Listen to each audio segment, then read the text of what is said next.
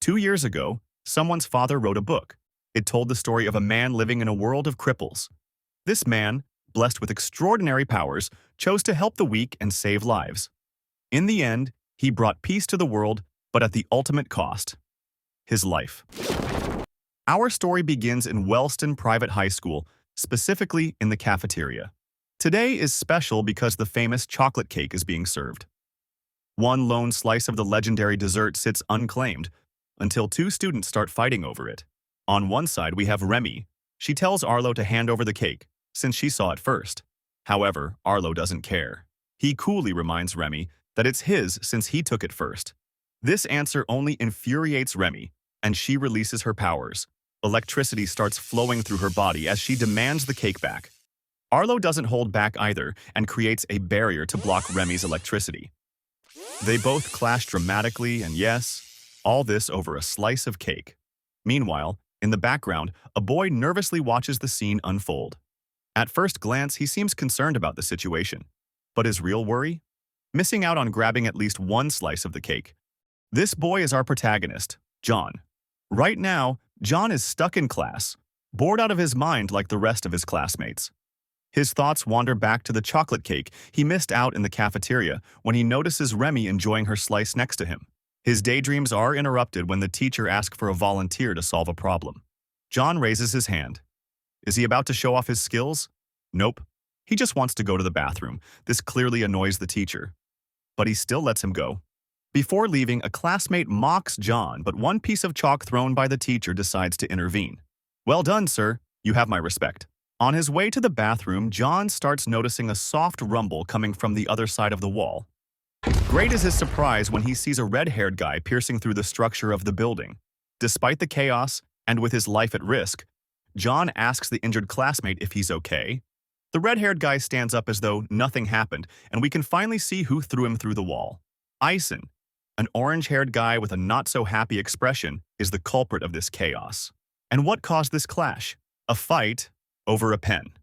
First a chocolate cake and now a pen. Why am I not surprised?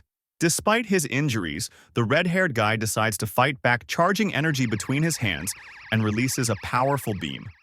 At this point, the only thing John can do to preserve his life is run and find another way to the bathroom. Good call, John. Otherwise, the story would have ended right here. John's life might seem very ordinary at first glance, but there's one big problem. In a world where abilities mean everything, he was born without one.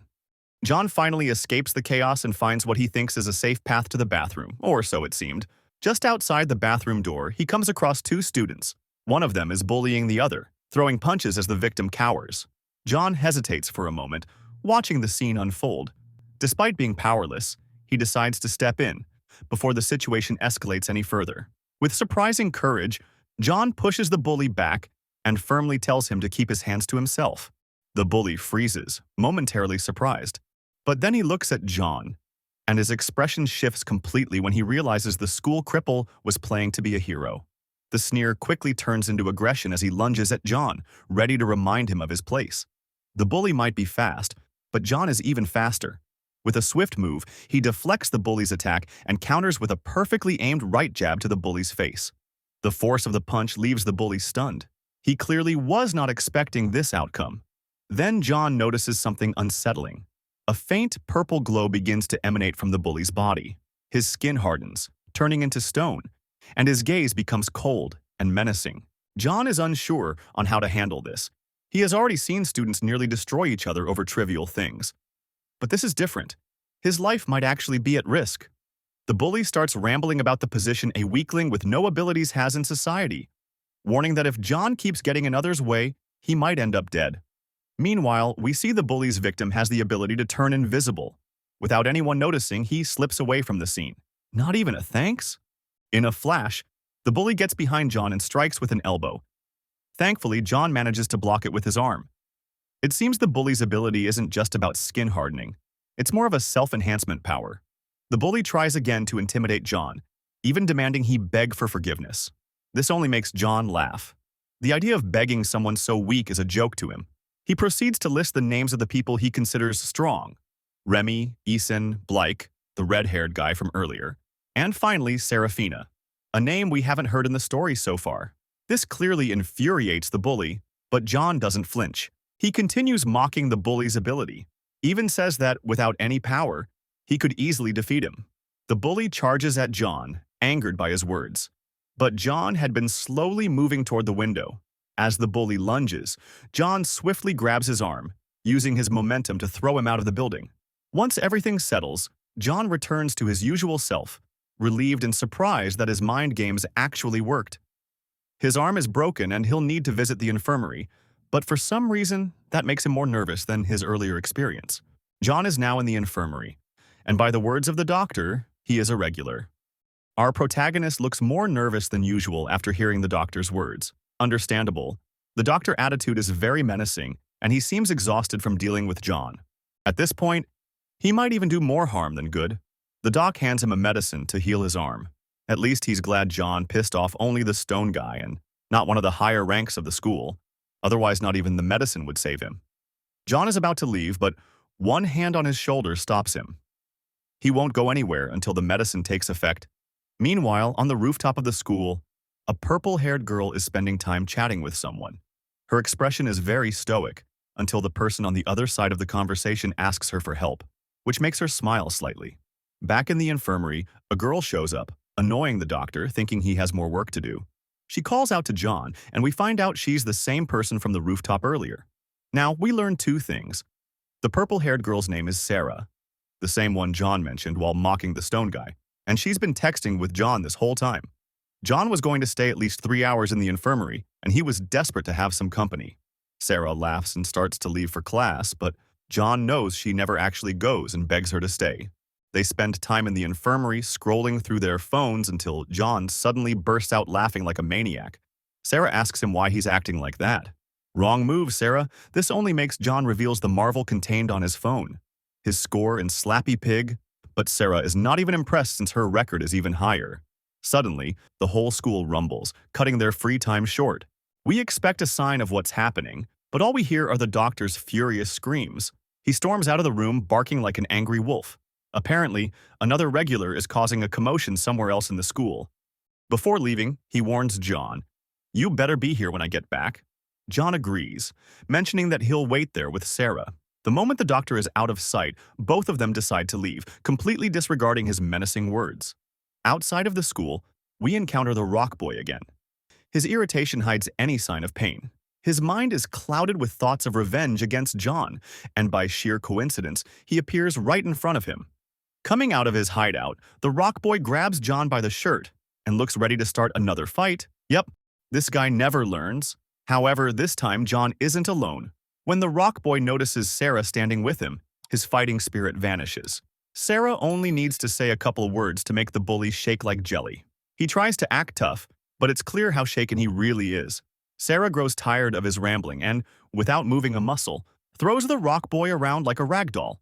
The force of the throw is so great that he slams into the wall and his ability starts to fade. Not tired of being beaten twice in a row, the bully tries to strike Sarah, but she dodges effortlessly, and with a soft hit behind the neck, Rock Boy falls unconscious. Sarah then leads the way out of the school as though nothing happened. She seems very used to dealing with people like him. We go back inside the school where the doctor is dragging Blake and Eisen. It seems the rumble was caused by a fight between the two of them. The doctor gives them a stern lecture about their behavior between classes. Despite this, they can't help but fight again over a stupid pen, which only annoys the doctor even more. Amidst all the chaos, the doctor notices someone missing from the infirmary. His expression makes it clear. It can only mean one person. Meanwhile, in a cafe, John narrates his life-risking experience of defeating the rock guy by throwing him out of the window. Sarah ends up laughing and mentions that living constantly on the edge must be fun. John's expression changes slightly. He just wants to have a peaceful life. He thinks that fighting over everything isn't the right way to live. Sarah disagrees, saying there's no point in proving yourself to someone weaker than you. John argues back, saying that the stronger aren't always right and using force to back up your point is pathetic. This statement unintentionally hits a nerve with Sarah. It was expected. After all, Sarah was born strong, and as a high tier, she has no real understanding of the life of those beneath her, especially John's. Suddenly, the news interrupts their conversation. It is mentioned that a group called Ember has left many victims on their way, and the last one was a vigilante. And apparently, that group's next destination is the city where John lives. Sarah breaks the silence, stating that those self-proclaimed heroes or vigilantes should mind their own business if they don't have the strength to back it up. On the other hand, John thinks they were just trying to help others. Let's take a step back, a year into the past, when John first transferred to Wellston Private High School. Countless sleepless nights, hours of studying, grueling exams. John did everything he could to get into Wellston, hoping that it could be different. A kind girl called Elaine approaches John trying to spark an innocent conversation between classmates. Everything flows smoothly until the word ability comes up. The room falls into an eerie silence. Everyone waits, eyes on John, eager to hear what the new guy's ability is. John tells the truth, feeling no reason to hide it, especially from someone who seems kind. But the moment the girl hears his answer, her mask falls off. Her true attitude surfaces. Disgust, pure and unfiltered, as she realizes she just wasted her time talking to a weakling. The rest of the class follows suit, hurling insults at him without hesitation. Outside the classroom, things don't get any better. Two guys pick on him, ready to show him his place. It's at that moment that John sees Sarah for the first time. Desperate, John calls out to her for help, clinging to the hope that someone might step in. But Sarah doesn't even glance his way. She walks past him without a care in the world. Reality hits John like a bucket of cold water. The flashback ends, and we find ourselves in John's bedroom. His peaceful sleep is rudely interrupted by a mysterious call, and he's not happy about it. Sarah is on the other side of the call. She wants John to join her on a trip to the mall. John tries to get out of it, mumbling something about needing to clean his house. But before he can hang up, there's a knock at the door. Sarah is already there. John opens the door and Sarah, all innocent, offers to help him clean. But as she steps inside, she notices something curious. Everything in the house is spotless. Except for one thing, a pair of fighting gloves sits on the floor. Sarah picks them up, and with that, their plans are set in motion. At the mall, John and Sarah spend their time searching and trying on some clothes. John is surprised at how quickly Sarah finishes her shopping. Soon after, they come across an ability gauge booth. For fun, John suggests Sarah to give it a try. Sarah initially scoffs at the idea, claiming those booths are a scam, but with a little convincing, she reluctantly agrees. At the booth, a girl shouting at the vendor. She is outraged because she can't believe her ability only got a power level of 4. She demands a refund, threatening the vendor to destroy everything if he refuses to do so. John grows tired of waiting in line and steps forward, asking the angry woman to calm down. His words, however, only fuel her fury. John stands firm, refusing to back down over a mere $10 refund. She's livid, her voice rising as she turns her threats toward John instead. The tension escalates and John tries to calm her, without success. Right when the woman is about to strike, John spots a security guard nearby and his attitude shifts completely. With a sense of security, he baits the woman into attacking him. Sarah smiles during the exchange, realizing what John is trying to do. The woman has had enough of John's taunts. She lunges forward, and at that very moment, John lets out a loud, dramatic scream for help, ensuring the guard takes notice. The guard intervenes immediately, grabbing the woman before she can land a blow. He demands an explanation. The woman pretends to be the victim. She points fingers at the ability booth vendor, blaming him for her rage. Without hesitation, the guard marches over to the vendor and orders him to refund her money. To John's frustration, the guard even threatens the vendor, giving him an ultimatum. This attitude annoys John. It's the same everywhere he goes. The strong always forces its way with bare force. Once the woman finally leaves, Sarah steps up to the ability gauge booth. The vendor seems nervous but processes her request. Moments later, the results appear. The vendor is surprised since Sarah got an ability level of 8, which means she is really strong. And as a reward, she receives a plush teddy bear. The vendor turns to John next, offering to measure his ability too. John waves it off, laughing nervously since he has no ability.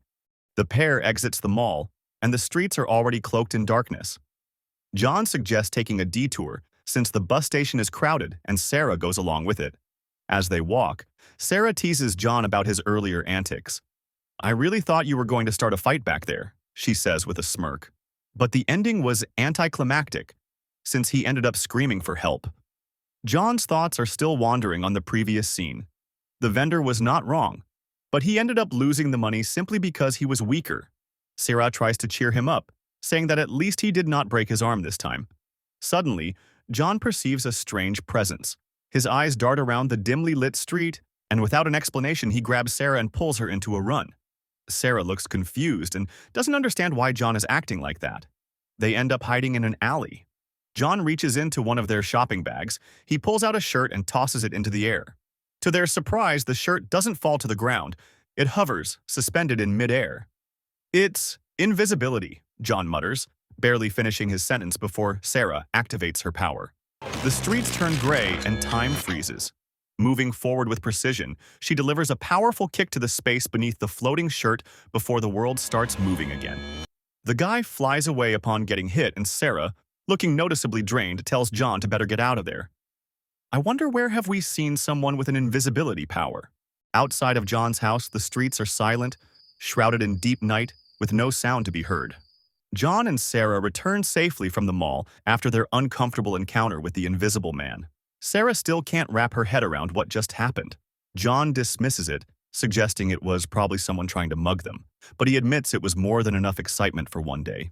Sarah watches John with a serious gaze, sensing something isn't quite right. Finally, she speaks, asking how he knew they were being followed. John waves it off, replying casually that it was just a gut feeling.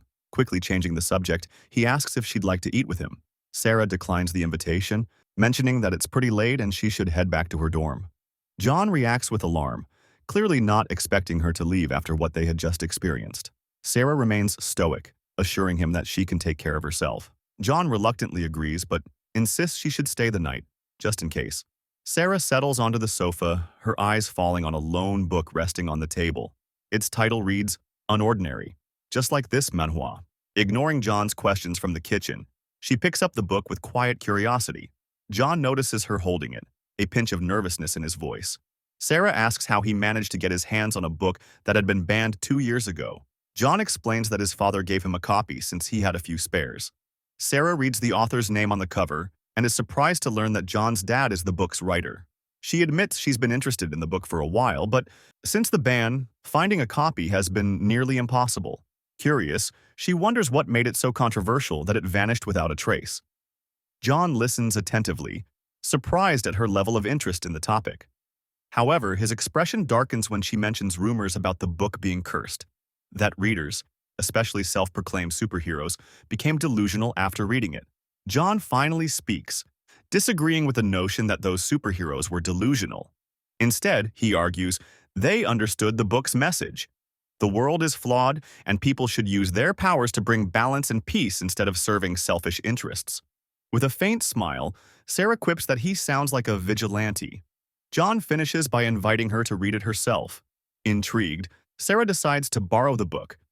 We find ourselves in an unknown location. A green screen displays a map with several marked positions. A mysterious voice asks for confirmation to mark the position of Target 93. Another voice approves the action. I wonder what they're planning. Meanwhile, back at John's house, both Sarah and John are asleep in the living room, but John seems troubled. His sleep is plagued by nightmares. Dark voices taunt him, calling him weak and easy prey. He screams at them to stop, begging to be left alone. Suddenly, the darkness dissipates, and a green-haired girl appears, offering her help. John wakes up abruptly, drenched in sweat and visibly shaken. He stumbles to the bathroom, splashing water on his face in an attempt to calm himself. It was just a dream, he mutters, trying to convince himself. Still restless, he decides to go out for a walk, hoping the cool night air will help clear his mind. He leaves without waking Sarah. His walk takes him to a convenience store, where he buys a few sandwiches. As he eats, the image of the green-haired girl resurfaces in his mind. With a bitter expression, he decides it's best to head back home. At the apartment, Sarah wakes up just as John returns. She notices him entering from the street and immediately asks if he couldn't sleep because of a bad dream. John brushes off her question, casually mentioning that he brought breakfast. Sarah's suspicion grows. John, usually talkative, hasn't said much since he came back. Directly, she asks, "Is everything all right?" John responds with a simple, "It's nothing." Sarah tries again, offering her support, but this time John snaps. He raises his voice, firmly stating that he's fine. That's all Sarah needs to hear. She rises from her seat and calmly tells him he needs some time alone.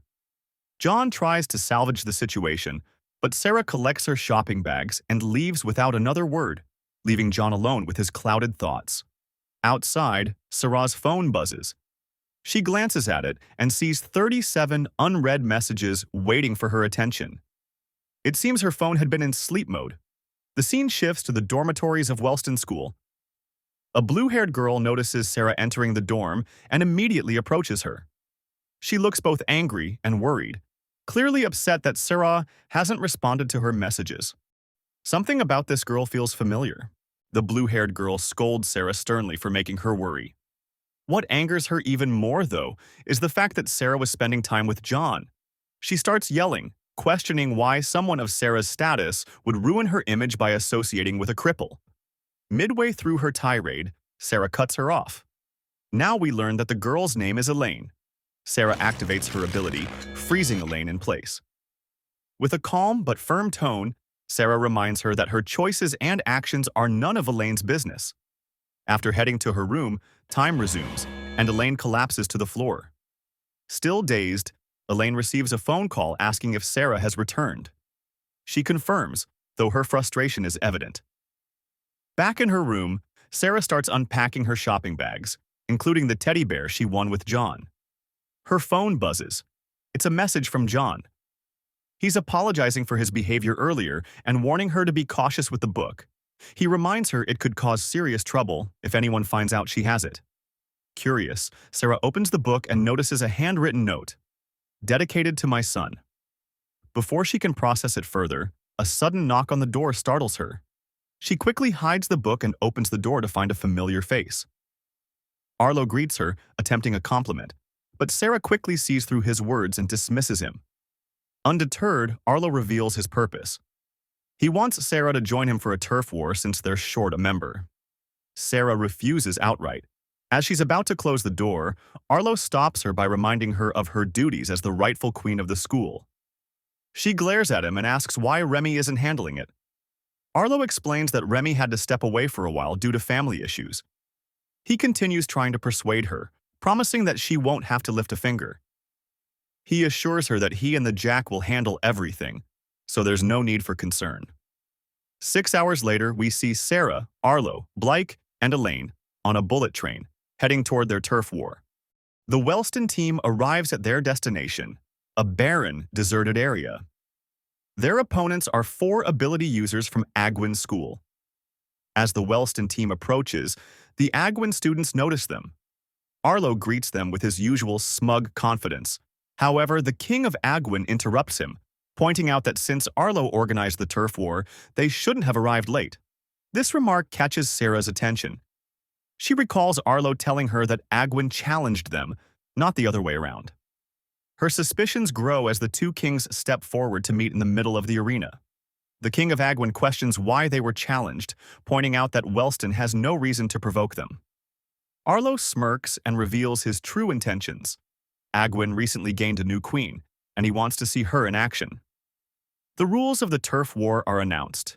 It will be a series of one-on-one battles. The king of Agwin turns to Sarah, unfamiliar with her presence, and asks Arlo who she is. Arlo nonchalantly introduces her as a returning veteran named Serafina. Hearing her name, the king of Agwin freezes, vivid memories of the past flooding his mind. He remembers Serafina as the unstoppable force who single-handedly took down his entire team in the past. While the Agwin king is lost in thought, Arlo seizes the moment to officially start the turf war. The Jacks from both schools step forward, ready to begin the first match. Agwin's Jack lunges at Blake with impressive speed. Blake steps back, keeping his distance and launching energy balls to hinder his opponent's movements. Agwin's Jack expertly evades by leaping into the air, aiming to close the gap. As he descends, Blake uses his energy beams to propel himself backward, narrowly avoiding the strike. Amid the debris, Blake fires a powerful energy beam at his rival. Agwin's Jack jumps to avoid the attack, but sustains an injury to his leg in the process. The Agwin king takes notice of the injury, and Blake, now irritated, presses the advantage. Agwin's Jack, realizing he needs to get close to stand a chance, hurls a rock at Blake. Blake destroys the rock midair with his energy balls, creating a thick cloud of dust. With visibility obscured, Blake seizes the moment. He appears beside his rival in a flash, charging an energy beam. The injured Jack knows he can't avoid the attack and braces for the worst. Just before Blake fires, the king of Agwin calls off the fight. Recognizing the futility of continuing, he declares their loss. Though humiliated, Agwin's Jack reluctantly accepts his leader's decision. The Queen of Agwin then steps forward confidently, announcing that she will handle the rest of the battle herself. Blake is declared the winner of the first encounter, but the battle is far from over. Agwin's queen steps forward, ready for the next match. As the fight begins, Blake launches a series of energy balls toward her, each one hitting its mark and kicking up a dense cloud of dust. When the dust settles, the queen's ability is revealed, a pair of spider-like claws protruding from her back, shielding her from the attack. Without hesitation, the claws lash out toward Blake. He skillfully evades, propelling himself with energy beams to maintain his distance. Despite his efforts, the relentless claws keep attacking, leaving him unable to approach. Frustrated, Blake attempts to maneuver closer, but two of the claws strike him directly, slashing deep wounds into his chest and leg. The queen smirks as a third and fourth claw emerge from her back, joining the fray. She launches a synchronized attack with all four claws. Blake narrowly evades, using a burst of energy to propel himself away. Finally, he closes the gap and prepares to counterattack. But just as he's about to unleash his power, a fifth claw pierces his side, halting his momentum. The queen uses her claws to hurl Blake across the battlefield, sending him tumbling to the ground. From the sidelines, Sarah glances at Arlo, wondering why he hasn't stopped the fight yet. Blake struggles to his feet. Despite his injuries, he tries to act tough and asks the girl, how many claws does she actually have? The queen dismisses his question with a bored expression and mentions that he probably won't be called back by his team until he gets knocked down. Growing impatient, the queen decides to end it. With all 5 claws, she launches a final, devastating attack. Just as the claws are about to strike, Sarah steps in and stops the fight. She declares the match over, handing the victory to Agwin School. Sarah turns to Elaine, instructing her to tend to Blake's injuries. She's been absent from turf wars for only 1 semester, and she can't believe Arlo has been managing them this way. She moves to step into the next battle, but Arlo blocks her path. With a confident smirk, he says, Blake and I are going to take care of this. Just sit back and watch. Agwin's king congratulates the queen but warns her not to let her guard down. He reminds her that Wellston is ranked #1 in turf wars, having never lost a fight. Agwin's queen tells him not to worry, saying she won't play anymore. The next match begins, this time between Wellston's king and Agwin's queen. The girl releases her 8 spider claws at once, launching them at Arlo.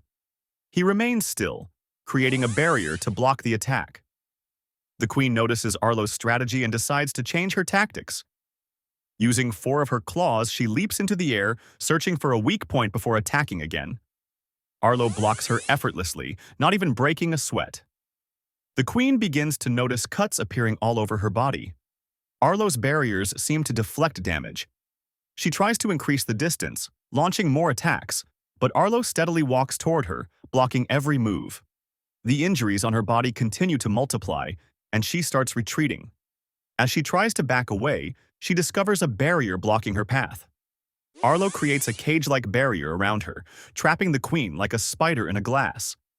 Every attempt she makes to escape results in more cuts. Arlo steps into the barrier, and she attacks again, but her claws are immediately blocked. Desperation takes over as she struggles to find a way to defeat him. Standing directly in front of her, Arlo calls her a disappointment. He mocks her, saying he'd heard so many good things about her but sees nothing special. Enraged, Agwin's queen tries to slap him, but she misses. Arlo grabs her hand and begins choking her. Agwin's king calls out to his queen, admitting defeat in the match. However, Arlo doesn't release her and continues mocking her attacks as weak. Agwin's king grows desperate, pleading for Arlo to stop, but he doesn't. Unable to watch any longer, Agwin's Jack rushes at Arlo, only to be immediately stopped by another barrier and end up full of scars. Arlo smiles at Agwin's king, knowing there's nothing they can do to save their teammate. But then, Sarah steps in and commands Arlo to stop. Arlo gazes at Sarah, thinking he won't take orders from someone who just returned to action. He tightens his grip on Agwin's queen. Sarah has seen enough. She activates her power. Elaine notices and tries to stop her, but time freezes before she can finish. Sarah rushes toward Arlo's barrier. With a powerful punch, she pierces through it. The attack reflects back, causing cuts to appear all over her arm. However, Sarah has another technique. She rewinds time, and her arm heals instantly. Arlo feels the pain from his barrier being pierced and releases Agwin's queen. Furious, he yells at Sarah, demanding to know what she was thinking, attacking her own teammate. Agwin's king lets out a soft laugh. He's never seen members of the same team fight each other. Sarah approaches Agwin's king and gives him two options. He can forfeit and accept his loss, or he can continue fighting, with her as his opponent. Agwin's king knows there's no point in continuing. He concedes defeat. On the way back to Wellston dorms, Elaine tends to Arlo, healing the damage caused by Sarah. Arlo asks Elaine why Serafina has been acting so strangely. Elaine admits she doesn't know. Nothing she says seems to get through to her anymore.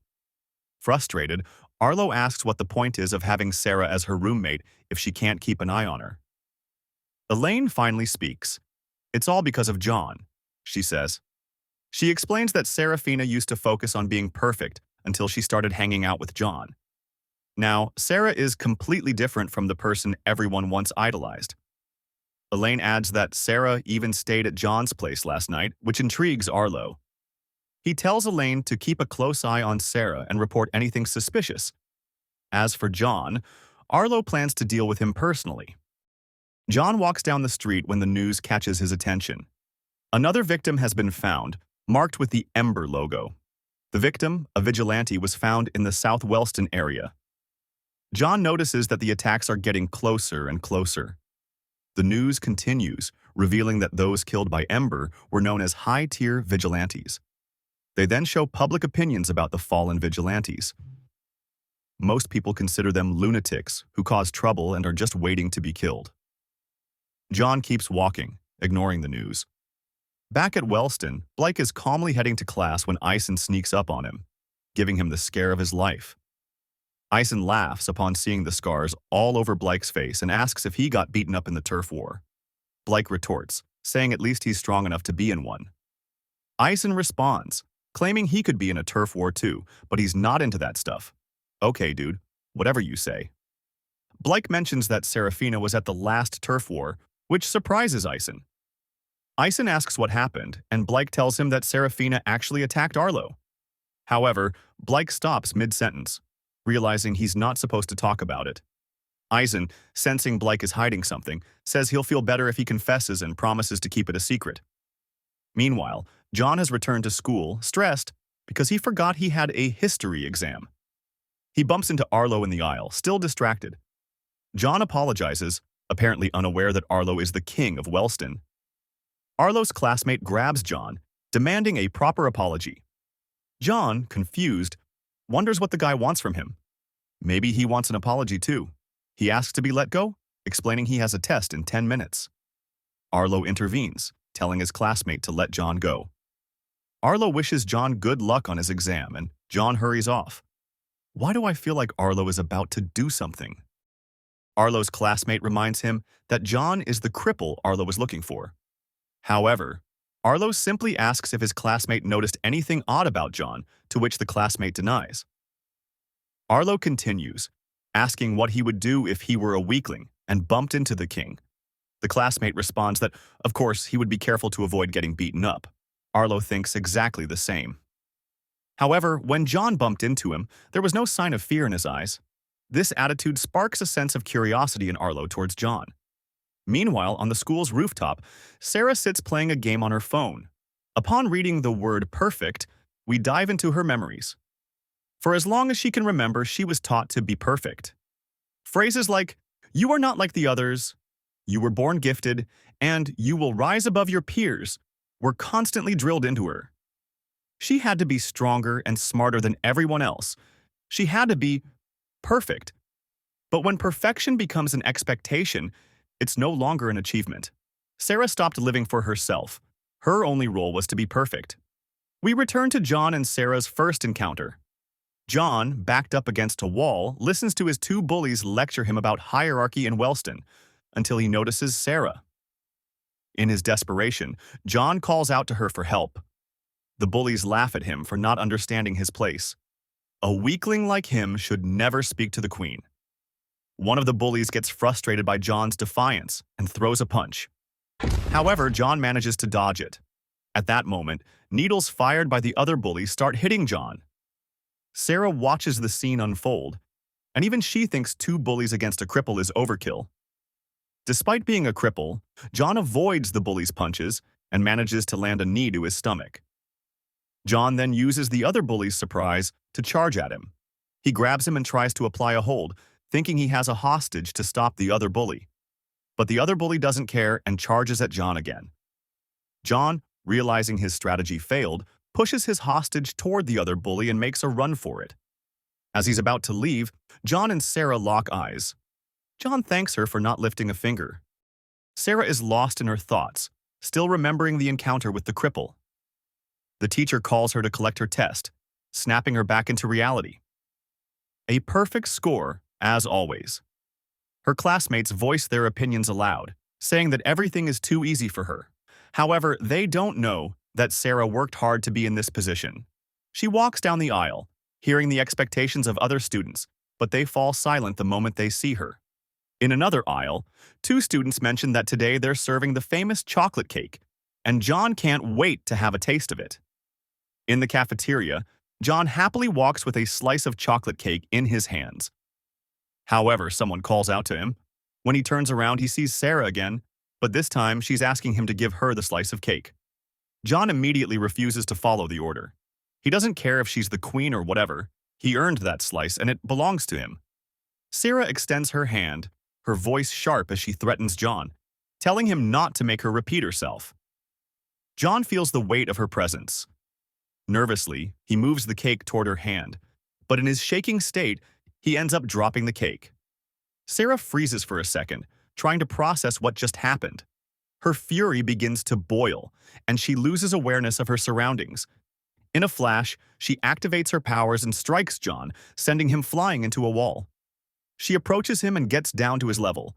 Snapping, she yells at him, complaining about how a cripple dares to humiliate her, someone who works hard every day.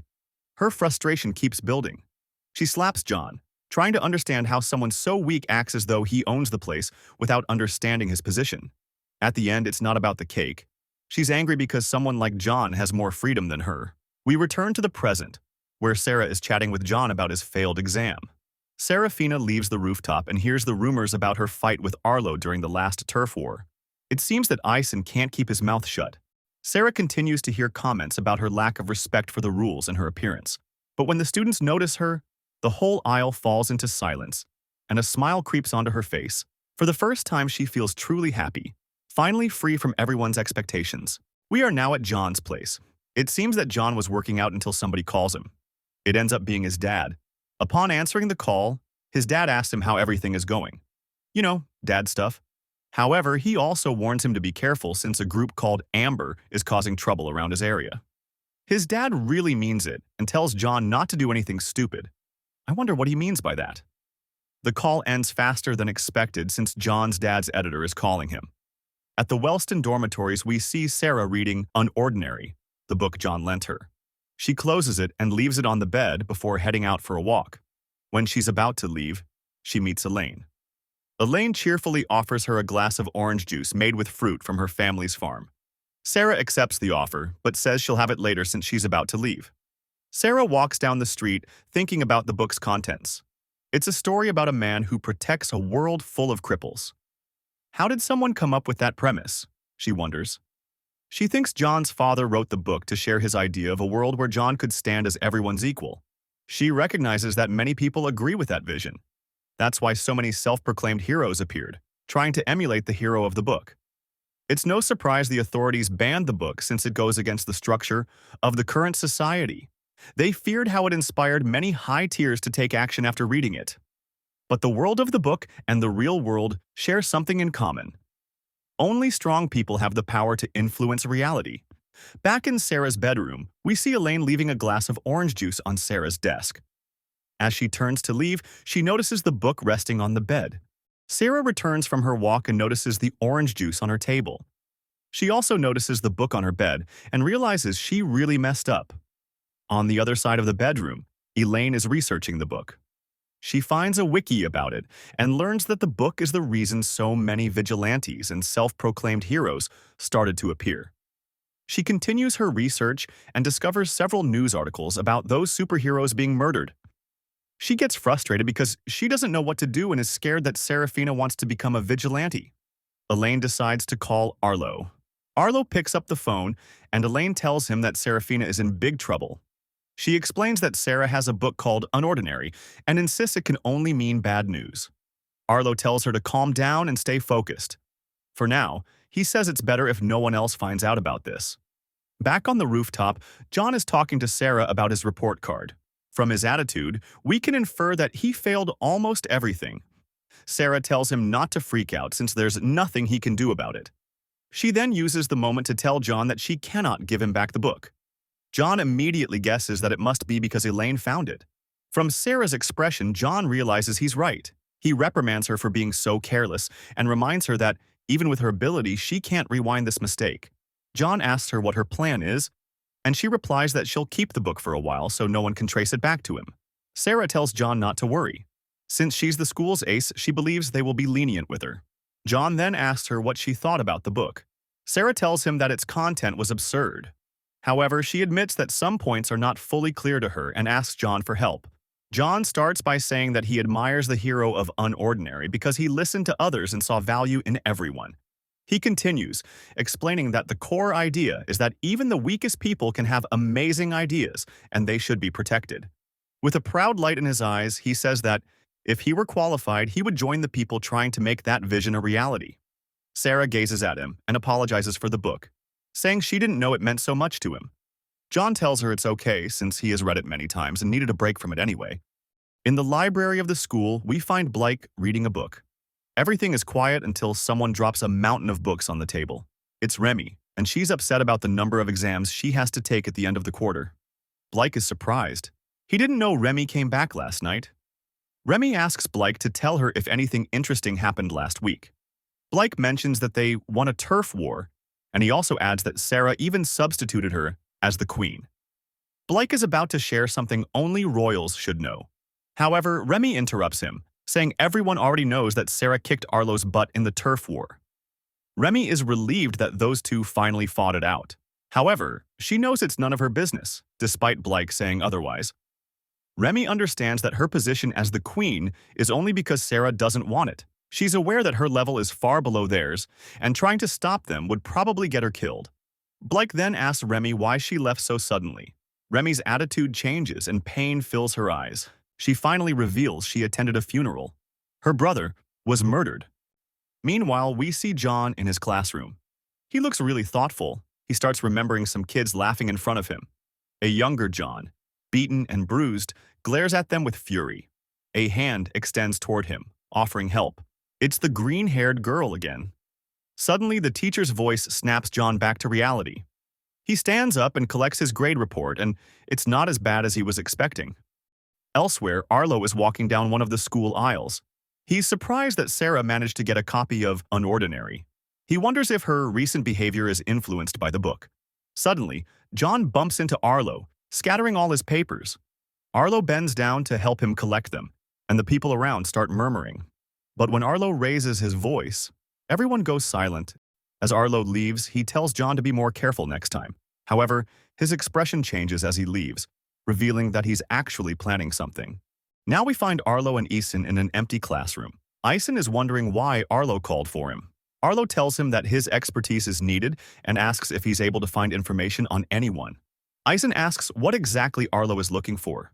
Arlo inquires if Eason knows John, who is in his grade. Eason affirms but wonders why Arlo is interested in that cripple. Arlo tells him that John looks suspicious after seeing him a couple of times. He's powerless, completely unaware of his surroundings, and has no respect for hierarchy. However, he got into Wellston and hangs out with Sarah. Arlo thinks those facts don't line up and asks Ison to find his story and what he did to get into Wellston. Ison tries to persuade Arlo to just forget about him. However, Arlo tells him he didn't ask for his opinion. Ison shakes a little and accepts the order. Before Ison leaves, Arlo reminds him to keep his mouth shut this time. Meanwhile, John is walking and notices a paper on the billboard. It's a death pool where students bet on which superhero will die next. This infuriates John, and he tears it off. With the paper in his hands, he wonders what kind of people would do that. Suddenly, he notices a bully stepping on another student's papers. The bully laughs, rejoicing in the panic of the victim. Out of nowhere, John launches a jab, throwing the bully to the floor. He lowers himself to the bully's level and starts lecturing him.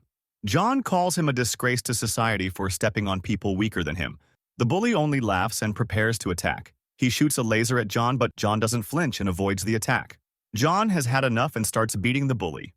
However, upon seeing the bully's face full of wounds, John's memory flashes back. He sees a blonde guy covered in scars. This makes him stop, and he decides to run away. The bully seizes the opportunity and starts threatening John, acting as though John is escaping from him. In the distance, Ison watches the scene carefully. Elsewhere in the school, we see Remy holding the death pool. Tears fall from her face as she uses her electricity to burn the paper. As she walks away, one piece of the burned paper shows the name X-Static. This vigilante was murdered recently and is probably Remy's brother. Remy is now knocking on Sarah's dorm. Elaine opens the door, and Remy tells her she wants to talk with Serafina. Elaine lets her in and offers some tea, but Remy refuses, saying the visit will be quick. Sarah is in her room, reading a magazine, when she hears Remy knocking on the door.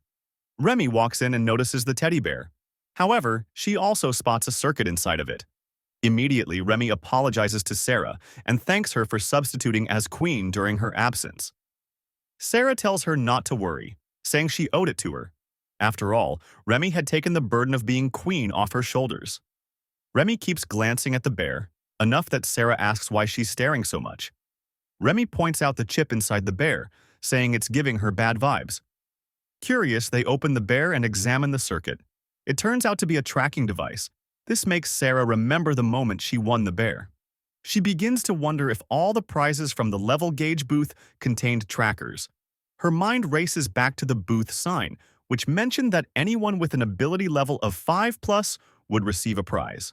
She deduces that someone is tracking high tiers. Remy advises Sarah to stay alert from now on. Even though they're strong, they're far from invincible. Meanwhile, back at school, Ison is trying to process all the information he's gathered about John so far. He's spoken with bullies who had encounters with him, including Rockboy, and the pair who gave John his welcome to Wellston. He even tried asking the school doctor, but apparently the doctor didn't know any John. All the information points to John being just a typical cripple. Yet Ison can't shake what he saw during the confrontation with the bully. John didn't act like a typical cripple in a fight. He showed confidence. Frustrated by the lack of answers, Ison decides to talk directly to John. John is surprised to see Ison talking to a cripple like him. Ison mentions that the school newspaper wants to write an article about the life of a cripple and needs John's input to make it accurate. John shrugs and accepts, but says maybe later. His class is about to start. Ison, thinking John is joking, presses on saying that the interview can't wait. Ison takes John into a classroom and invites him to take a seat. John emphasizes that he was practically dragged there against his will. Ignoring the comment, Ison insists he sit.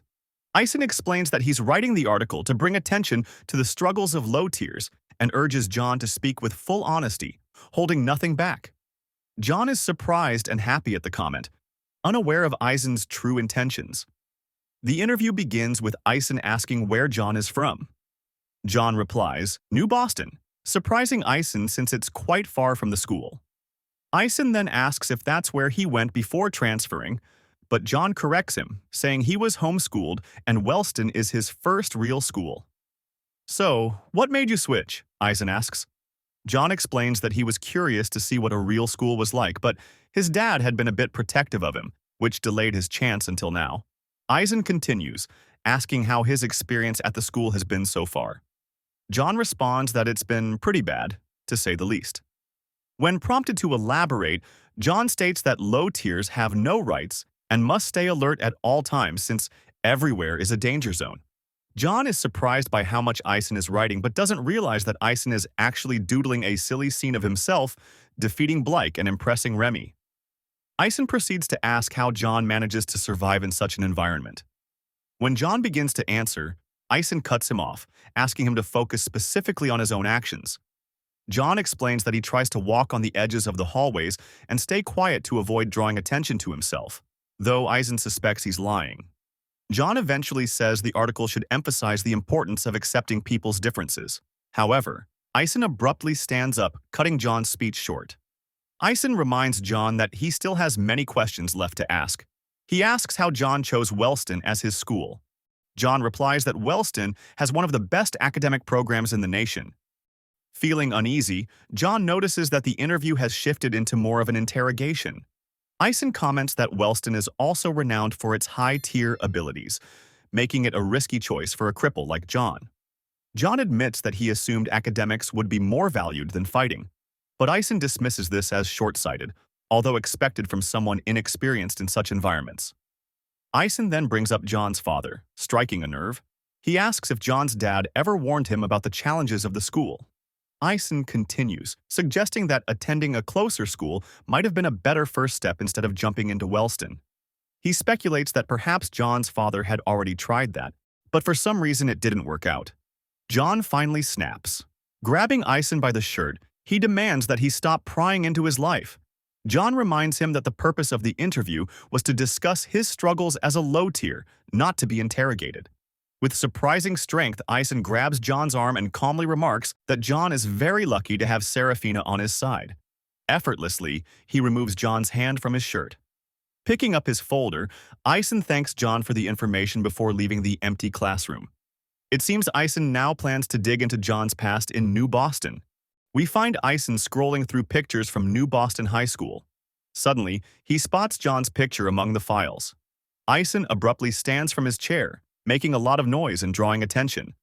Blake, annoyed, tells him to keep it down to avoid getting kicked out of the library. Ignoring the comment, Eisen excitedly calls Blake over to show him his discovery. He points at John in the picture, but Blake looks confused, not even recognizing who John is. While Eisen keeps praising himself for uncovering something significant, Blake wonders why he should care about John. Frustrated, Blake asks why Eisen is stalking John. At this, Eisen suddenly remembers Arlo's strict warning to keep quiet. Snapping out of it, Eisen dismisses Blake's question with a curt, "That's none of your business," which irritates Blake further. Blake, who wasn't even interested at first, now feels insulted at being dragged into the matter, only to be dismissed. Later, Arlo and Eisen finally meet after some time apart. Arlo remarks that Eisen better have some valuable information after all this time. Confidently, Eisen takes out a file and begins his report. He explains that he's been observing John's behavior for several days, and John himself admitted that he was homeschooled and had no ability. Eisen notes that when John was asked about low tiers, he avoided speaking about himself, and his answers didn't align with his actual behavior. Initially, Eisen thought John was just clueless and acted that way out of ignorance. But when the topic of his past came up, John became extremely defensive and even attacked him. Eisen then presents Arlo with a picture of John and his class from 2 years ago. Arlo is surprised, remarking how unrecognizable John looks compared to now. Eisen continues, pointing out that John doesn't care if he bumps into someone and talks to high tiers without hesitation. He adds that if it weren't for John's claim of being a cripple, he would assume John had some kind of ability. Arlo listens intently, then surprises Eisen by tearing up the file he had just handed over. When Eisen offers to continue researching, Arlo stops him saying that he's done enough, and from that point he'll take care of John. Meanwhile, back at the Wellston dormitories, Elaine is doing some homework when her phone buzzes. She checks it and finds a new message from Arlo. Elaine seems happy as she picks up her phone, likely feeling something for Arlo. However, her expression darkens when Arlo asks her to inform the headmaster about what she found regarding Serafina. Later, over the school speaker, Sarah is called to the headmaster's office. Elaine waits outside the office, worried about what she's just done. Suddenly, the door opens, and Sarah appears, surprising Elaine. Sarah looks at her, but Elaine quickly avoids her gaze, feeling ashamed. Inside the office, Sarah is greeted by the headmaster, who invites her to sit. He asks her to relax, noting that even he's starting to feel nervous. Next, he introduces a woman present on behalf of the authorities. The headmaster tells Sarah that the woman is there to ask her a few simple questions. The interrogation begins, with the woman stressing that Sarah must be completely honest since any lie will be detected and could result in her expulsion from Wellston.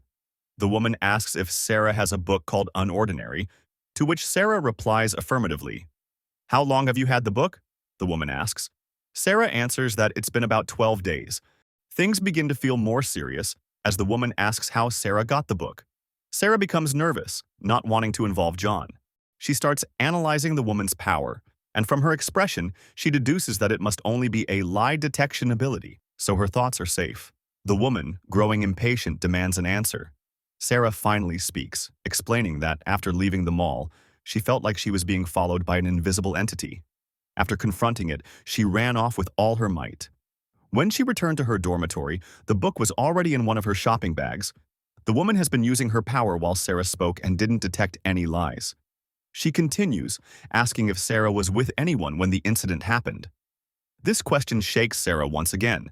Before she can answer, the headmaster intervenes, stating that they should focus only on asking relevant questions, as their students' time is valuable. The woman presses on, asking where the book is now. Sarah responds that she destroyed it. "Did you read it?" the woman asks. Sarah answers yes. Finally, the woman asks what Sarah thought of the contents of the book. Sarah replies, saying that the message of the book was absurd. The woman seems relieved upon hearing that. She tells Sarah she can leave since she still needs to talk with the headmaster. Meanwhile, John is in class when his phone buzzes. It's a message from Sarah, asking him to meet her at the school gates. John rushes out and meets Sarah, who's carrying luggage. She explains that she was ratted out by Elaine and will have to leave the school for a month, heading back home. It seems the authorities were worried about the recent deaths of high tiers and wanted to ensure the book hadn't influenced her in any way. Sarah adds that John shouldn't worry because she managed to hide any trace of him from the lie detection woman. However, John scolds her for not taking the situation seriously. He tells her she should have told the truth, since the book was his. Sarah reassures him, saying the only thing that matters is that they both got through it relatively unscathed. John relaxes a little and ends up agreeing with Sarah. Sarah finally leaves, promising to text him once she gets home. John heads back into the school, unaware that Arlo is watching him with a menacing gaze. As John walks through the school, a familiar voice catches his attention. It's Rock Boy again, still angry about their last encounter and eager to finish what he started with John. "Dude, you should really go to therapy or something." John rushes off, shouting that he's been mistaken for someone else. Rock Boy chases him at full speed, while John tells him he shouldn't keep dwelling on the past and should just move on with his life. But John doesn't notice where he's heading, and soon finds himself at a dead end. Rock Boy takes advantage of this, launching a powerful kick toward him. John manages to evade the kick, using the opportunity to push the bully and send him crashing to the ground. To make sure Rock Boy stays down, John throws his notebooks at him before running off. John is running with all his might, knowing that if Rock Boy catches up, he stands no chance. But in that moment, Rock Boy leaps at him and grabs him from behind. Using his weight, Rock Boy forces John to the ground and pins him there. With Sarah no longer around, Rock Boy seizes the moment to take his revenge. In the infirmary, the doctor is surprised to see John back so soon. The doctor laughs, mentioning that it hasn't even been 4 hours yet, and John already has a black eye and a broken arm. He adds that he's in such a good mood because he had made a bet with another teacher about how long it would take John to break something, and he won. However, the doctor jokes that if John had taken longer, he would have strangled him himself. John rests on one of the infirmary beds, his phone buzzing beside him. He checks the screen. It's a message from Sarah. She tells him she just got off the plane, which brings a smile to his wounded face. After a while, John checks his arm and notices that it's completely healed. He compliments the doctor's tonics, saying they're getting better each time. With a menacing tone, the doctor thanks John for making him practice preparing the tonics every single day. John leaves the infirmary, his arm healed, but as he walks through the hall, 3 guys notice him. They start eyeing him with ill intentions. One of them, a purple-haired guy, shoves John against a wall, mocking his previously wounded appearance. The purple-haired guy mentions that there's a rumor going around school saying that Serafina has been suspended for a month. He then asks John to help them with target practice after school, since John clearly has nothing better to do. John notices a dark aura lurking just around the corner, and his attitude shifts immediately. He mocks the three guys, calling them weaklings who won't even be able to land a single hit on him. Irritated, the purple-haired guy demands that John watch his words. John, not caring, simply replies that the guy's breath reeks. Suddenly, a hand grabs the purple-haired bully, making him nervous. The doctor appears, threatening the bullies, mentioning that he has a date tonight. He warns them that if anyone makes him work overtime, he'll take care of them personally.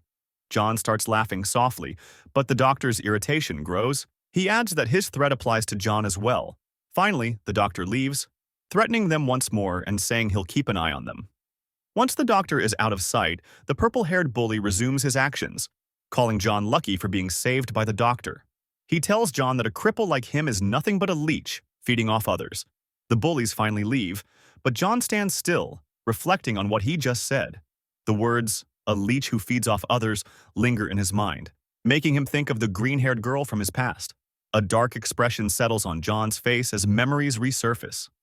The scene shifts to Serafina's house. Upon arriving, Sarah greets her mother. Her mother simply calls her name from upstairs. In a flash, her mother comes down from the second floor and immediately slaps Sarah. It seems her mother possesses some sort of time manipulation ability as well. She scolds Sarah, warning that if she keeps becoming more reckless, she'll end up as the failure her older sister was. Her mother orders her to remove her extensions and says they'll discuss a proper punishment when she gets back. Sarah stays still, her cheek swelling from the slap as she hears her mother leave. Sarah is now in her room, using her laptop. Her phone buzzes, and upon checking, she sees a message from John asking if she has time to talk. John calls her, but when she picks up, he answers with an unusual "hi." Sarah mentions that he sounds weird. John explains that he was just surprised to hear her voice since it's been a while. Sarah jokes, asking if John already misses her. He laughs and replies that he just had a long day. Sarah starts helping John with some school assignments. She calls them easy, but John replies that they have very different definitions of easy. John asks how everything is going, assuming she's having a great time with her family. She stoically responds that it's almost the same since her parents left for a business trip. She's practically alone, playing video games all day. Sarah tells John she found a new game, but he better hurry with his homework so they can play together. John says he's just getting the hang of Slappy Pig, but Sarah replies it's a much easier game called Angry Pigs. She describes the game, which is similar to Angry Birds but with reversed roles. Instead of attacking pigs, the pigs attack the player, who must defend the birds by building structures. John ends up confused, unsure if the game is for him. They play together, but every one of John's attempts ends in a game over, which drives him crazy. He refuses to give up, but Sarah reminds him that he has school tomorrow, and it's already 2 a.m. The next day, John is walking through the school aisle, looking at his chat with Sarah on his phone. Suddenly, a hand stops him midway. It's Arlo, but he's not there to pick a fight. Instead, he reminds John to watch where he's walking. John simply replies with a sorry. Arlo is surprised since John doesn't seem affected. Then, he notices John's phone and the conversation with Sarah. They continue on their way. However, Arlo doesn't want John to keep talking to Sarah and plans to do something with John's phone. John is now being beaten up by a couple of bullies. They feel underwhelmed, expecting at least some resistance from him. After getting bored, they simply leave. In the infirmary, the doctor lists John's broken bones, surprised since John has broken his record. John responds, saying that this time he didn't start any fight. The bullies just appeared and attacked him, but the doctor cuts him off. He says he's tired and that by now, John should know how to avoid these situations. John tries to grab his phone, remembering that he hasn't texted Sarah yet. However, when he checks, he sees that his phone is completely broken. On the other side of the infirmary, the doctor is talking to Layla, the woman he had a date with. Suddenly, the doctor hears a crash and hangs up the phone. John has just smashed his phone against the floor, breaking it even more. He looks pissed and deduces that the bullies actually went after his phone. John gets ready to leave, but a hand holds his shoulder. The doctor tries to stop him, but John aggressively shakes him off. The doctor gets really angry, but before he can say anything, John speaks up. He says he didn't enroll at Wellston to spend all day in the infirmary. John is about to leave, but the doctor threatens him, telling him not to take one more step. The doctor asks what the point of leaving like that is. He'll only attract more problems in his state. John replies, saying the doctor shouldn't worry about him. The doctor responds, saying he's there to reduce injuries, and the only thing John will accomplish by leaving is causing him more trouble. The doctor finishes, telling him to sit down and rest if he has any respect for him. John reluctantly agrees. However, before sitting, he aggressively bumps into the doctor's shoulder. The doctor watches him, wondering why John is doing all of this to himself. John finally leaves the infirmary, looking all beaten up. Suddenly, he's pushed from behind, causing all of his papers to fall. He doesn't even try to respond. He just picks up his papers as the girls who pushed him call him a loser. Coincidentally, Blake and Remy are walking in the same aisle. Remy notices John and recognizes him as Serafina's friend. She also sees that John is covered in bruises. Remy approaches him and offers to help pick up his papers. Upon hearing Remy's offer, John's memories resurface, and he sees the green-haired girl instead of Remy. John snaps, yelling at Remy and swatting her hand away. Remy steps back, completely surprised by John's sudden shift in attitude.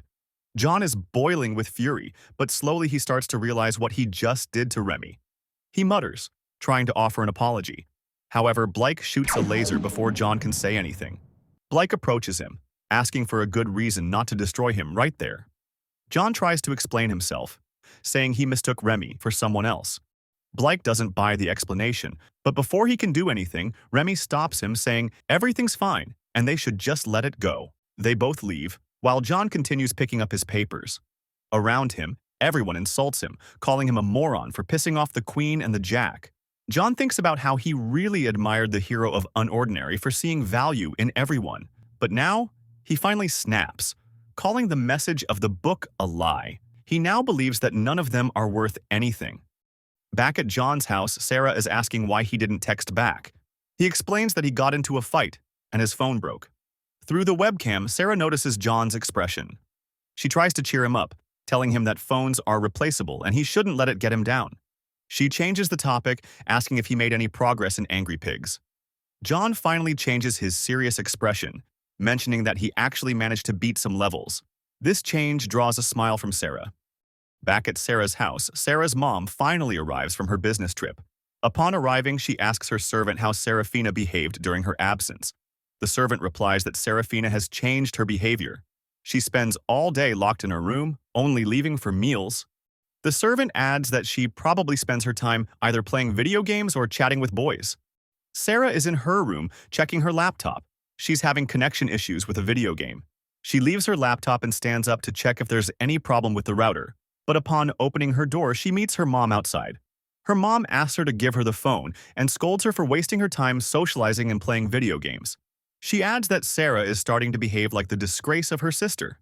Sarah replies, mentioning that Layla never did anything wrong. That's the same name as the doctor's partner. Sarah's mom asks for the phone once more, and Sarah reluctantly obeys. Her mom finishes by saying that she turned off the Wi-Fi so Sarah could spend time thinking about her behavior without distractions. This annoys Sarah, since now she won't be able to talk with John. Back at John's house, he arrives tired and full of bruises from school. He immediately turns on his laptop, but notices that Sarah is offline. He decides to play some more Angry Pigs while he waits for Sarah. After a few failed attempts at the game, he notices that Sarah is still offline and wonders where she could be. At Wellston School, John is walking with his lunch on a tray. Suddenly, a bully calls him from behind, ready to make him lose all his food. John doesn't flinch and responds with an elbow to the bully's face. The bully looks defeated, his eyes starting to well up with tears, his nose probably broken. John glances at him with a stern expression, saying that he's not in the mood for his crap. John goes upstairs, leaving the bully on the floor. Upon opening the rooftop door, he notices that he's not alone. Arlo is standing there, likely waiting for John. John asks him what he's doing on the rooftop. Arlo glances at John's expression and notices that it's the same one from the picture Ison gave him from 2 years ago. Arlo replies, saying that he should be the one asking John the same thing. After all, the rooftop is an area only for royals, not commoners like him. John ignores his explanation, remarking that this is where he eats his lunch. He moves forward, ignoring Arlo's presence, and sits next to him. Arlo pretends to act patient, saying that John probably didn't hear him. However, John remarks again that that's where he sits. Arlo starts getting pissed at John's behavior and asks him if he's not afraid. John replies, mentioning that he sees no reason to be afraid. Arlo only laughs, mentioning that he could kick his ass in an instant. John agrees with Arlo but knows that he won't do anything. Curious, Arlo asks why he thinks that, to which John responds that only pathetic low tiers would go after a cripple.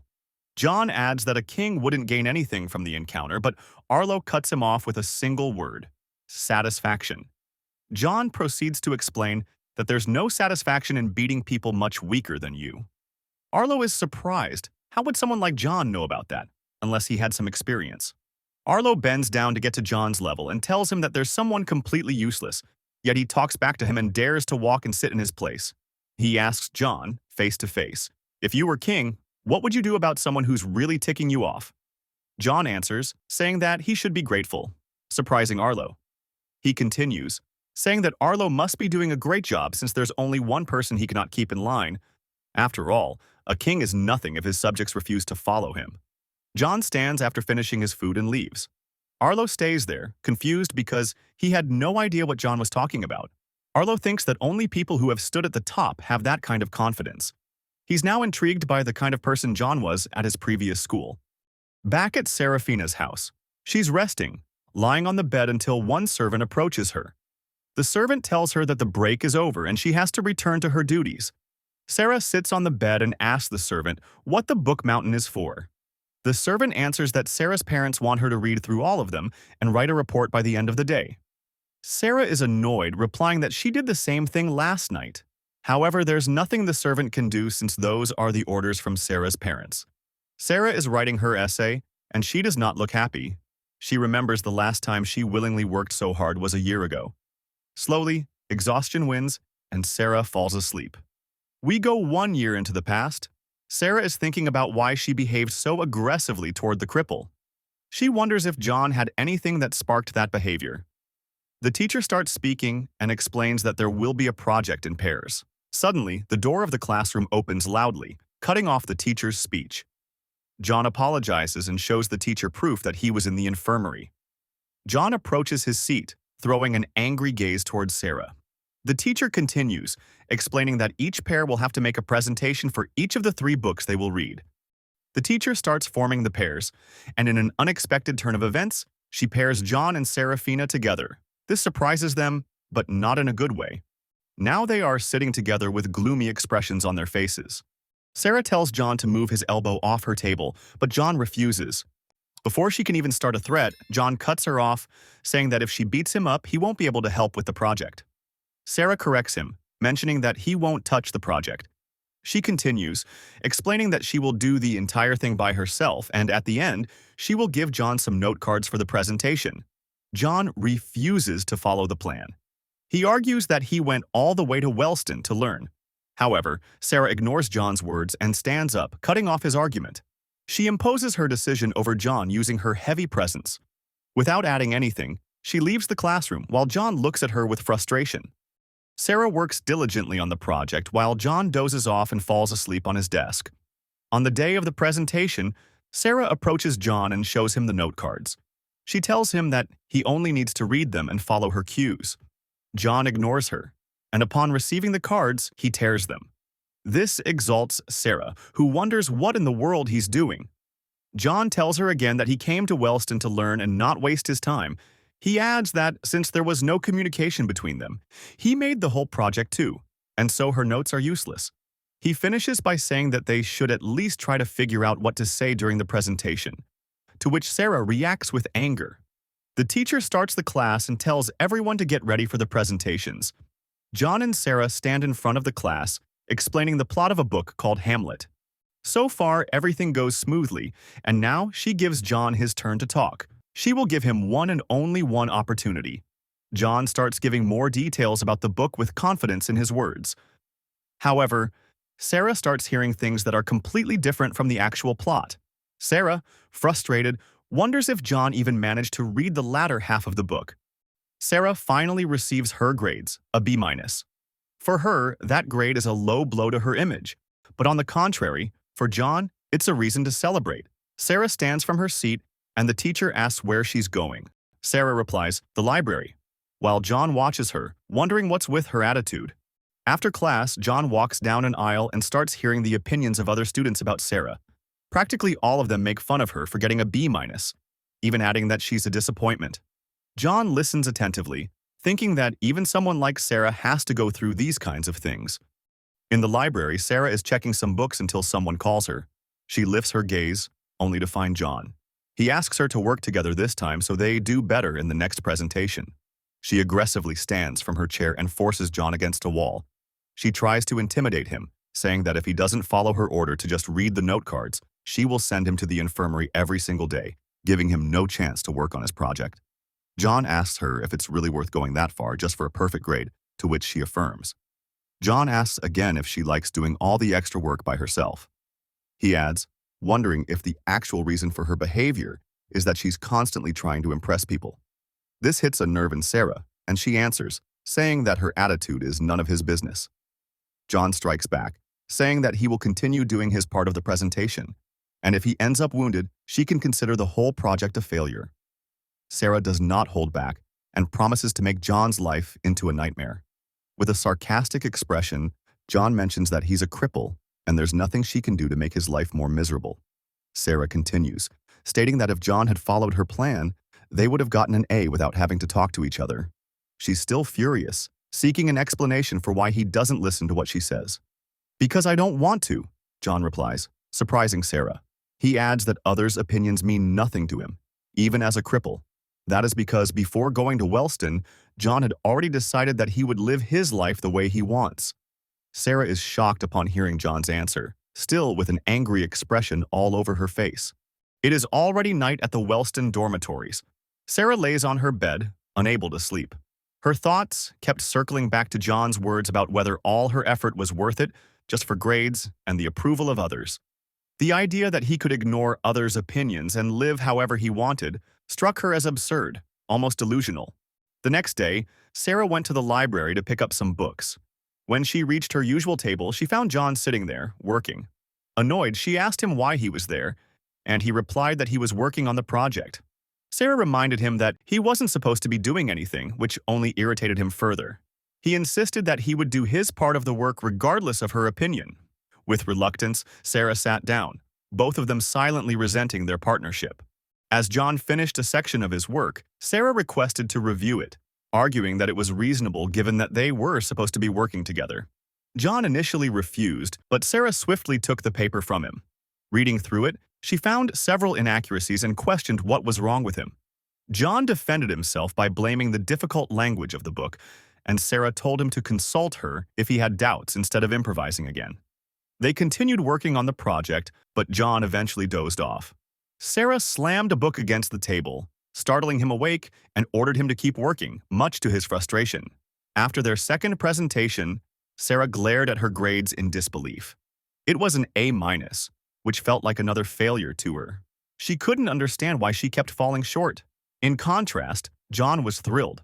Approaching Sarah, he celebrated their success, only for her to correct him coldly. She pointed out that the minus meant they had failed to meet expectations. Annoyed, John asked why she couldn't be satisfied with a good grade, but she ignored him, walking away and telling him not to speak to her again. As Sarah wandered through an aisle, she overheard laughter from nearby. Peering around a corner, she saw John being bullied by two girls. He was injured but still told them to stop gossiping and focus on themselves. One of the girls revealed they had been talking about Sarah, mocking her for her recent grades and calling her an embarrassment. Sarah froze in shock as she listened, but to her surprise, John defended her, stating that her dedication and hard work were undeniable. The bully responded by shoving John against the wall, mocking him for thinking his opinion mattered. Before things escalated further, Sarah stepped in. She grabbed the bully's face and slammed it against the wall, leaving John stunned. Holding the bully in place, Sarah turned her attention to the second girl, who immediately began to tremble. Terrified, the girl fled, abandoning her partner. The remaining bully turned to confront Sarah but stopped in fear upon recognizing her. Sarah demanded to know why she thought she could attack John and speak about her that way. The bully stammered an apology, claiming it was just a joke. Sarah ordered her to leave, and the girl ran off without hesitation. Once they were alone, John thanked Sarah. She dismissed his gratitude and stated they needed to start working on their third presentation. John, smiling weakly, responded that he would join her after a visit to the infirmary. Back in the library, John and Sarah were working on their project. Suddenly, John asked Sarah to help him understand a section of the text. Sarah smirked, mocking him, saying she never expected him to swallow his pride and ask for help. Despite her teasing, she began explaining the content of the book while John listened carefully. She found herself surprised by his attentiveness, as he had been uncharacteristically diligent over the last few days. The day of the final presentation arrived. Before it began, the teacher asked the groups to have a brief discussion. Sarah noticed John's worried expression and couldn't resist teasing him. She joked that he would drill a hole in the floor if he kept staring like that. John admitted that he truly wanted to do his best this time. He explained that he disliked what people said about Serafina and didn't want to drag her down any longer. Sarah responded curtly, telling him it was a little late to be worrying about that. When John apologized, she brushed it off, telling him to forget about the past and focus on the present. When it was their turn, Sarah stood and made an unexpected remark to John. She told him that he had been the most persistent partner she had ever worked with. Her comment caught John off guard, but brought a smile to his face. The presentation went smoothly, far better than their previous 2 attempts. Afterward, Sarah received her grade, a solid A. She finally felt at ease, though she refrained from celebrating. Approaching John, she noticed the joy radiating from his face. John, unable to contain his excitement, jumped out of his seat, celebrating their achievement. He enthusiastically told Sarah that she must be happy about her grade now. Then, with a grin, he invited her to celebrate with drinks on him. Sarah maintained her stoic demeanor, reminding him that his average grade was still an A-. John disagreed, arguing that they had worked hard for this and deserved a reward. Sarah initially refused, stating that she would rather spend time in the library. However, John was relentless and eventually convinced her to join him. They ended up at a boba tea shop. As they sipped their drinks, they both found themselves genuinely enjoying the moment. Though Sarah didn't show it outwardly, she too wanted to celebrate. She silently thanked John for teaching her to focus on what made her happy. Back in the present, Sarah was asleep at her desk. A servant entered the room, waking her up. The servant informed her that she was there to collect her work. Sarah groggily replied that it wasn't finished yet. The servant then mentioned that Sarah's father had arranged an internship interview for her at NXGen Research Facility. The interview was scheduled for the next day, and the servant advised her to research the company beforehand. Sarah sighed, commenting on how short the notice was. The servant, unimpressed, questioned whether her time away from home had made her soft, noting that she had been complaining more about her responsibilities. Before leaving, the servant reminded her to work more efficiently. Sarah stayed at her desk, staring at her unfinished essay with a sense of frustration and helplessness. John walked home, weighed down by the monotony of his routine. Wake up, go to school, get beaten up, and come back with nothing to look forward to. He couldn't help but wonder why he had to endure it all, questioning the point of the endless cycle. When he arrived home, he let his jacket and bag fall to the floor without a second thought. Frustration boiled over, and he lashed out with a powerful kick at the punching bag in the corner. The bag swayed violently, but it wasn't enough. He began throwing punch after punch, venting his anger on the worn leather. Everyone felt worthless to him. The weaklings who couldn't stand up for themselves and the so-called elites who only used their power for selfish and petty reasons. He was sick of people who thought they could do whatever they wanted simply because they had power. The image of the green-haired girl flashed in his mind. Someone he had once believed in, and now even she seemed like a disappointment. His strikes intensified, fists slamming into the bag until his knuckles burned. His breath came in raged gasps as he came to the bitter conclusion that everyone around him was worthless. But then a memory of Sarah surfaced, interrupting the storm inside him. Her image lingered in his mind and he began to relax, the anger dissipating as quickly as it had surged. His hands were raw and bloodied, trembling from the effort, and he finally collapsed onto the floor. Eventually, he sat up and turned to his laptop, scanning the screen for any sign of Sarah. She was still offline, and the silence gnawed at him. It had been a week since he'd last heard from her. He noticed that his dad was online and decided to call. His dad was surprised to hear from him through the laptop, and John explained he had broken his phone in an accident on the stairs. His dad brushed it off, promising to send him money for a new one. John shifted the topic, asking if his dad could send him another copy of Unordinary, but his dad's tone grew serious. He explained that the editor had destroyed all the copies for his own safety. Concerned, his dad asked if everything was all right, but John quickly dismissed the question, claiming he had a lot of homework and ending the call before his dad could say goodbye. When his dad called back, John ignored it and closed his laptop. Back at school, Eason was keeping an eye on John, unsure of what Arlo was planning but recognizing that it was working. Slowly but surely, John's true colors were beginning to emerge. We are now at the headmaster's office. A blonde guy is knocking on the door and the headmaster invites him in. This guy, called Keen, is the head of security at Wellston. The headmaster invites him to sit and watch the news. The news is talking again about the group Ember. A new body has been found with its mark, and this time, it's in the town of Wellston.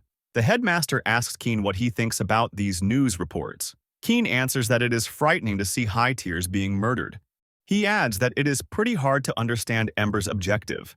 The headmaster asks him if he remembers Ray, the former king of Wellston. Of course, Keen remembers. Ray was a brilliant student with immense potential and a powerful electricity ability.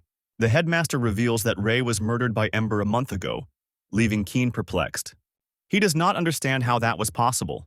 The headmaster explains that it might be linked to the fact that Ray got his hands on a copy of Unordinary. Keen is still shocked, considering that Ember must have strong members capable of taking down high tiers like Ray. The headmaster instructs Keen to monitor everyone entering the school until the situation with Ember is resolved. He adds that, combined with the reason behind Seraphina's suspension, Wellston now has 2 incidents related to Unordinary. This means the authorities will be keeping a close eye on them. The headmaster continues, asking Keen to bring any suspicious individuals to him for questioning. He also requests that Keen try to keep the authorities away from the school's internal matters. In another part of the school, a blue-haired guy is walking down the aisle. He spots Eisen and immediately hides, wondering what Eisen is doing. Around the corner, Eisen is watching a scene between John and 4 bullies. One of the bullies is pushing John against the wall. John asks him to stop touching him, making the bully and his crew laugh. The bully reminds John that he's the strongest there, so he can do whatever he wants.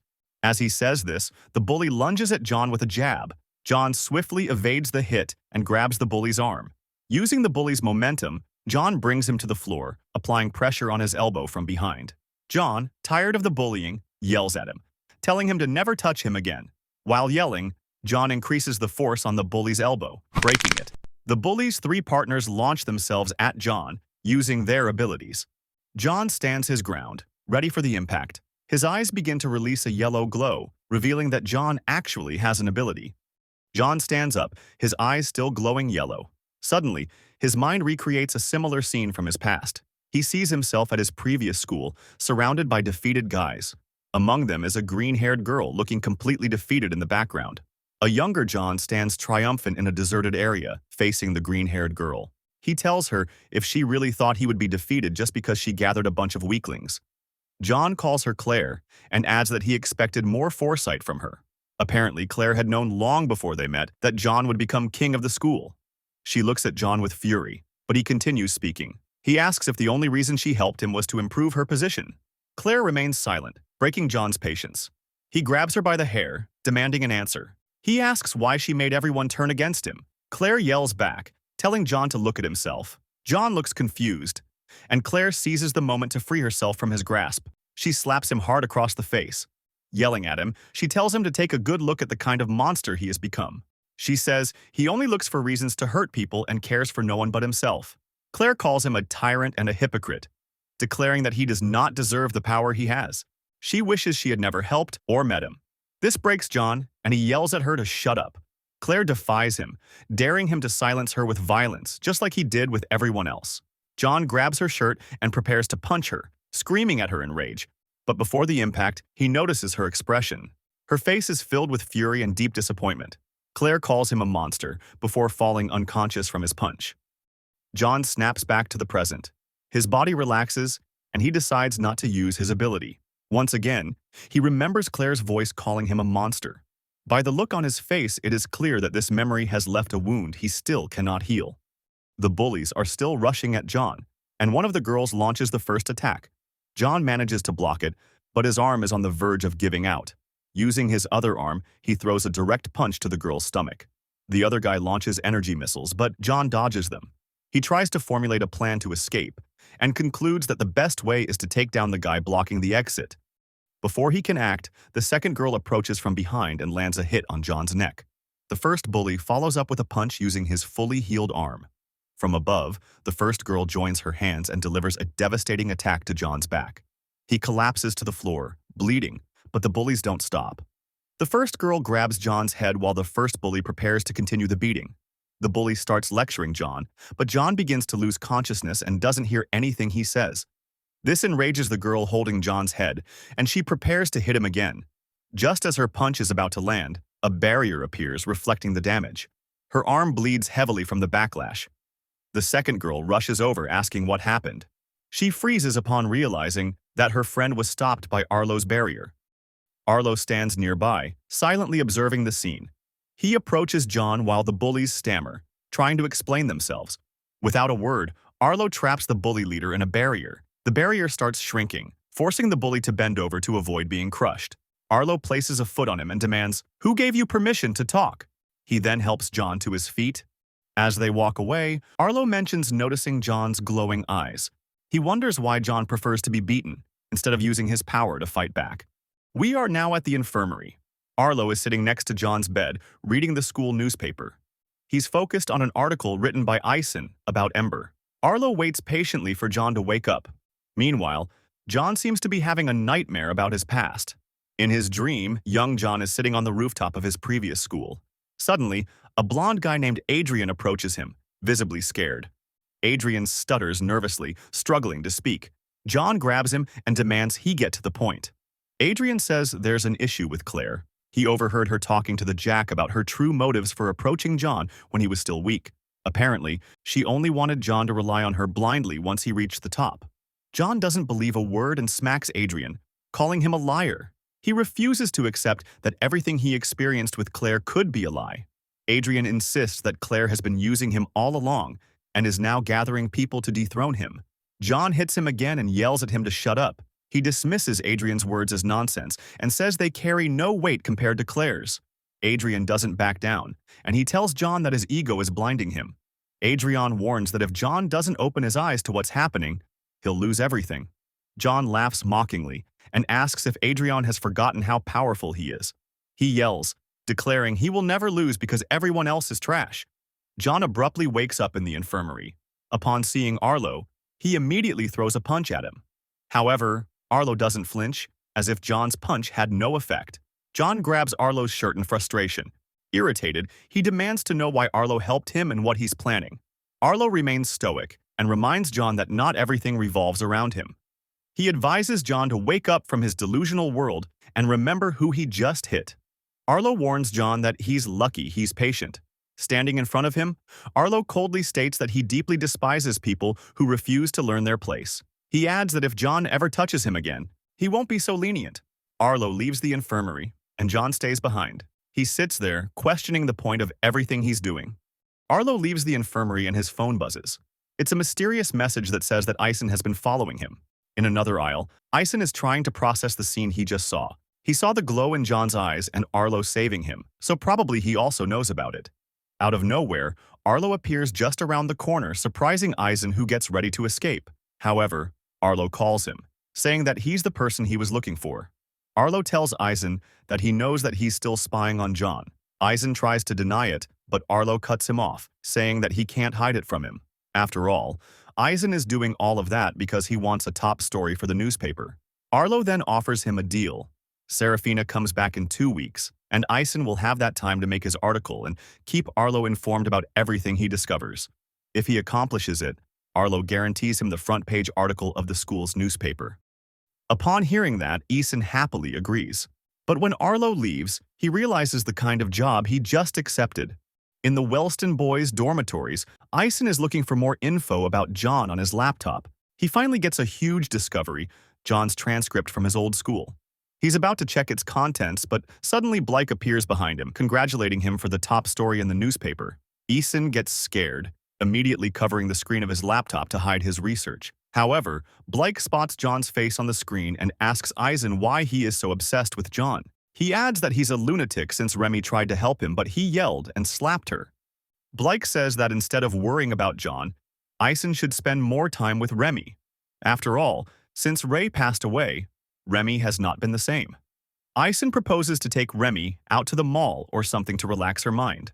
Blake thinks it's a good idea and will tell Remy and leaves, mentioning that Ison better not bail them this time. Ison resumes his research, but his expression changes when he reads about John's power and level. He now understands how John got into Wellston and his high level of confidence. The report says that John was expelled from New Boston 2 years ago, but Ison recalls that John got into Wellston last year, and now he wonders what John did during that year in between. Ison now starts reading the reason behind John's expulsion. Excessive violence, it says. Upon checking more details, Ison can't believe what he's reading. Apparently, John was able to single-handedly take down half his class for an unexplained reason. Ison gets nervous. John is not someone to mess with and wonders what would happen if they expose him. Back to the rooftop of the school, we find Arlo. Suddenly, John opens the door and enters. Arlo mentions that he must be very brave to appear here again. John apologizes and mentions that he really wanted to talk with him. John promises that it won't take long. Arlo allows him to stay and asks him what he wants. Before John answers, he prepares to sit, but Arlo stops him, saying that he'd better hurry and say what he needs to say. John starts by thanking Arlo for saving him earlier and apologizes for punching him after waking up. Arlo asks if he came all the way up there to waste his time with a corny speech. John says that he didn't want Arlo to get the wrong idea. He appreciates the fact that a person helps someone like him. Arlo clarifies that he didn't help John because he wanted a new best friend. Instead, he hates people breaking the hierarchy. He considers that 4 people against only 1 guy is not how order works, and it should be a fair one-on-one. After all, if John had fought each one of the bullies separately, he would have a chance to win. John dismisses it, saying that Arlo is giving too much credit to a cripple like him. John finishes, saying that's all he wanted to say, and hurries off. Arlo thinks that John is a liar, and the fact that he oversells himself as a cripple makes him wonder why he's denying his place. It looks like John is trying to convince himself that he's completely powerless. In another part of the school, Ison is reviewing the information about John's expulsion. He concludes that it was not because he took down half his class, but because the school was not able to control him. Ison thinks that it's better to leave John minding his business, and the best way to do so is to make Arlo forget about it.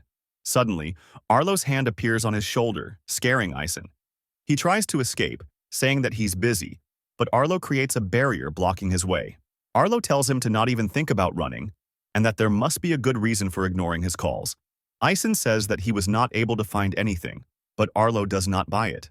Arlo knows that someone able to get information about the Ember organization wouldn't fail at finding basic information about one of his classmates. Being too good at your job was your ruin, dude. Arlo tells him to reveal the information if he still wants a successful story. However, Ison says that he'll drop the story, surprising Arlo. Ison reveals that the best course of action is to wait for Serafina to return and to pretend that his investigation never happened. He continues, saying that everything is good the way it is. However, Arlo replies that John is not in his rightful place. Without thinking, Ison replies that it's not Arlo's business. Arlo smacks Ison against the barrier and reminds him that he decides everything at school and demands Ison to reveal everything. Even in that situation, Ison does not reveal anything. He's afraid of what John could do if Arlo tries to force him. Arlo releases him, surprising Ison. However, Arlo says that all his time won't go to waste and he personally will get to the bottom of this. Arlo leaves, ignoring Ison's warnings and his begs for him to stop since he's not aware of what he's dragging everyone into. John is walking down the aisle of the school, remembering Arlo's words about being able to win against the bullies. He looks thoughtful but thinks he doesn't want to get involved in hierarchy. He never wants to go back to that time, where hierarchy only brought pain and anger to his life. John keeps walking, and in the corner, he crashes again with Arlo dropping his papers. Arlo doesn't even get surprised. At this point, he's used to that. John bends down to pick up his papers, and Arlo watches him from above, angry for seeing John acting so pathetic, even with the potential of a high tier. Arlo drops a binder to the floor and tells him to use it to avoid embarrassing himself every time he bumps into someone. Arlo is about to leave, but John tells him that he just can't take his stuff. Arlo gets even angrier, but just tells him to keep the binder. John insists that he has to pay him in some way and asks him if he's free after school. They end up going to the same boba store that John and Sarah frequent. John asks if Arlo has ever had boba, to which he replies with a no.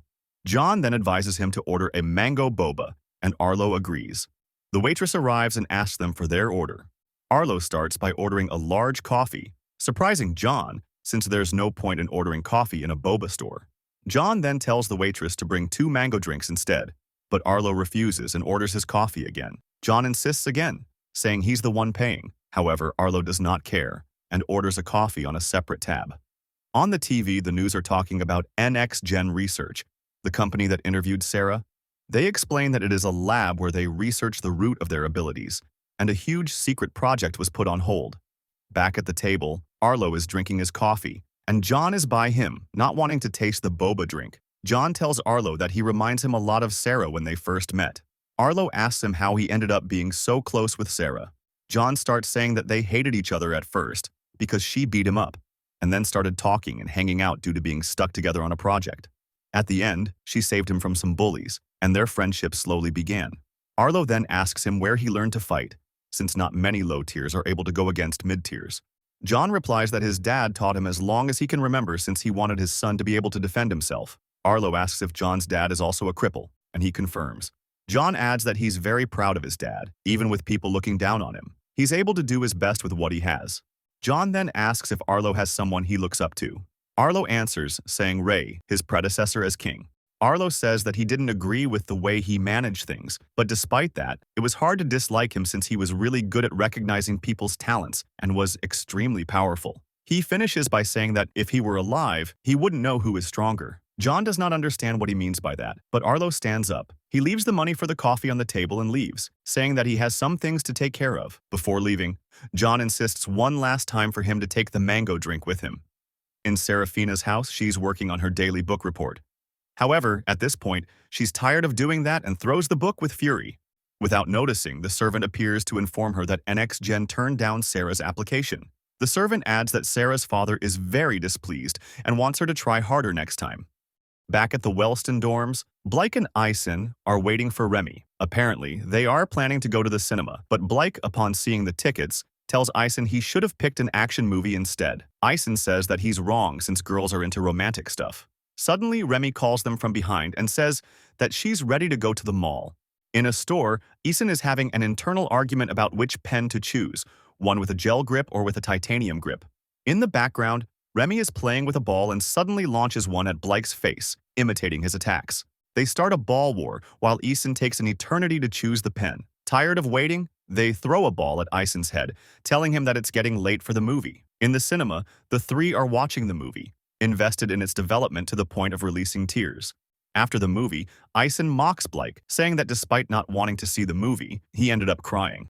Suddenly, Blake spots an ability gauge booth, the same one where Sarah and John went. Knowing that Remy has a level higher than 5, they decide to make her participate. Ison practically drags Remy to the booth and Blake pays, telling the vendor to measure Remy's ability. Remy says that she already knows her level, and Ison replies that it's a guaranteed prize then. The vendor tells Remy not to worry, and he starts measuring her powers. The vendor gets surprised.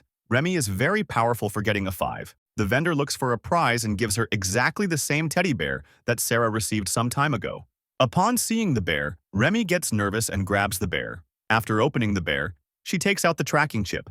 This puts Blake and Ison on alert, including the vendor. They don't look happy, and Remy asks what the meaning behind the chip is. The vendor tries to calm the situation, mentioning that he's as surprised as they are and he's only giving the prizes his boss gave him.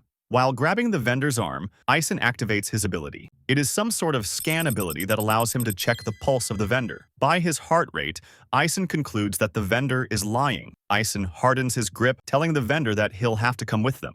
With no way to escape, the vendor drops a gas bomb, filling the area with a thick cloud of smoke. In the middle of the smoke, a guy with an invisibility power approaches the vendor from behind, making him also invisible. Remy tells Blake to get rid of the smoke. Blake charges energy balls on his hands and collides them, making an expansion wave that disperses the smoke. Upon checking the booth, they notice that the vendor is gone. However, they don't worry since Ison's ability also allows him to lock people's positions. With that, he's able to spot the vendor even if he's invisible and tells Remy where the vendor is heading. They rush to the exit, making a lot of fuss and alerting one of the mall guards. Upon seeing them, the guard mistakenly thinks that Blake, Remy, and Ison were the ones that set off the bomb and calls for reinforcements.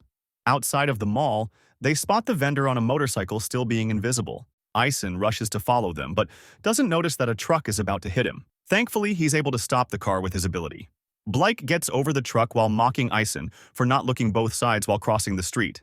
Then Blake yells at Remy, telling her that he'll back her up. Remy uses her electricity power to increase her speed and follows the bike. However, when Blake is about to make the shot, one of the guards stops them, making them unable to continue the chase. Remy is approaching the bike but wonders why Blake hasn't shot an energy beam yet. Eventually, Remy's range reaches the bike, and she uses her electricity to stop it. The two riders crash to the floor, clearly injured. When Remy is about to get close to start the interrogation, a female guard launches at Remy out of nowhere. However, Remy was covering her body with electricity and unintentionally ends up zapping the guard, making her unconscious. When Remy turns to check on the riders of the bike, she doesn't find them. Remy decides to concentrate to feel any of their electronics. However, the guard grabs Remy's leg with the little force she has left, making a complete halt to the chase. In the security room of the mall, we see the female guard escorting Remy using handcuffs. Ison and Blake are already there, trying to explain to the other guard what actually happened. Blake tells the guard to check the camera footage from earlier to verify that they are not lying. The guard adds that the vendor always gave him bad vibes. But honestly, the guard only started to listen to them after he discovered that they were students from Wellston. The guard says that he'll check the cameras, but they better not do anything funny. However, upon turning, Blake and Ison disobey his orders. While they wait, Ison mentions that he could easily get free from the cuffs, but Blake cuts him off, not wanting to get into more trouble. Remy says that the cuffs were not designed for people like them, and Ison asks, "What's the point then?" Remy continues, asking them why they let the guards catch them if they were stronger. Ison replies that he didn't want to get into trouble, and Blake says that the authorities were backing the guards. Remy says that that's the point. The cuffs are for mid-tiers, but for people like them, they act as a reminder that there are lines that shouldn't be crossed. They might be strong, but the authorities will always stop them. In the camera room, the guard is checking the footage. The students were not lying, but due to the smoke, the camera did not record much. However, at the booth, they notice a hooded man picking up the teddy bears and taking them out of the mall. The guard tries to follow him, but the hooded man managed to avoid all the cameras while leaving. Back to the security room, Remy tells the guys that she accidentally zapped the female guard, and she had to help her cuff herself. She starts daydreaming about how many guards it would have taken to stop her if she wanted to keep chasing the vendor. However, Remy stops, and her attitude changes. She tells them that she's been thinking about how the authorities would deal with powerful people like Sarah or Arlo if they decided to challenge them. For her, it wouldn't be logical to let people that powerful roam free without some kind of condition. She suspects that they actually don't have as much freedom as they think. Blake dismisses it, saying that they can do whatever they want at school, even not going to classes. However, Remy says that that's the case, but they also seem very obsessive. For example, Sarah and her obsession with perfection, and Arlo with his obsession for order. They are so invested in their responsibilities that the idea of defying the authorities never crosses their mind. Remy adds that it looks like they've been crippled. This automatically makes Ison remember John's past and his change of attitude. Ison then adds that it sounds logical. After all, the authorities need a reliable way to keep strong people in line. Blake is still not sure and asks about the superheroes not being targeted by the authorities. Ison calls him dumb for not being aware of the recent news. Ison explains that those superheroes don't act according to the authorities' wishes, and out of nowhere, a group called Ember appears and starts killing them. Blake gets shocked but still finds it hard to believe, despite Ison saying that there is no choice but to get rid of a threat that can't be controlled. Ison turns to Remy, revealing that she asked him to write an article about Ember for the front page of the school's newspaper. Remy wanted the students to be more wary about Ember's existence and to slowly introduce the idea that Ember and the authorities are connected. Suddenly, the guard appears telling them that the three are clear. However, the case was escalated to the authorities, so they need them to give an official statement, which annoys them. At Serafina's house, she's working on her assignments late into the night. Suddenly, a pile of books crashes onto her table. The servant explains that it's the work her dad assigned her for the night. The servant says she'll return in the morning to collect the assignments and warns Sarah not to disappoint her parents again. As soon as the servant leaves, Sarah shoves all the books off the table in frustration. Standing amidst the mess, she sees John's image flash through her mind. Even as a cripple, John fights, bluffs, or escapes from his challenges. So, what's stopping her from breaking free of her own situation?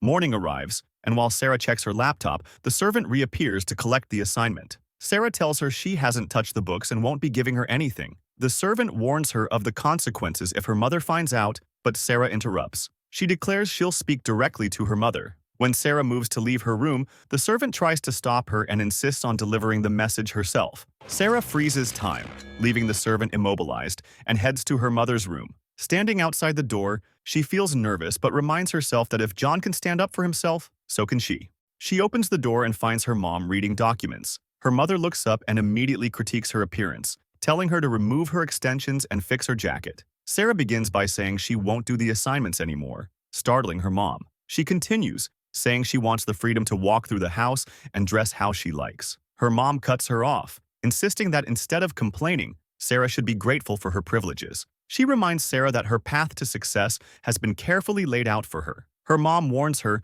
not to end up like her older sister, a failure. Sarah counters, saying she finally understands why Layla ran away. The house is cold and lifeless, and her sister was tired of being treated as a disappointment. Sarah accuses her mom of refusing to acknowledge how her actions caused everything to fall apart. Enraged, her mother activates her power to freeze Sarah in place and moves to slap her. But before the slap lands, Sarah activates her own power, nullifying her mom's ability. Her mom is shocked and demands to know how she did it. Sarah smirks and replies that she's simply faster. Sarah then uses her power again, freezing her mother. Her mom demands she stop, but Sarah ignores her and states her terms. She wants a ticket to Wellston by tomorrow because she refuses to stay another day in the house. She also demands her phone and credit cards be reactivated since she'll be packing that night. Her mother, still frozen, says she won't allow her to leave. But Sarah replies that she'll leave regardless. The only choice her mom has is how it happens. Sarah warns her to consider how people will react if both her daughters run away.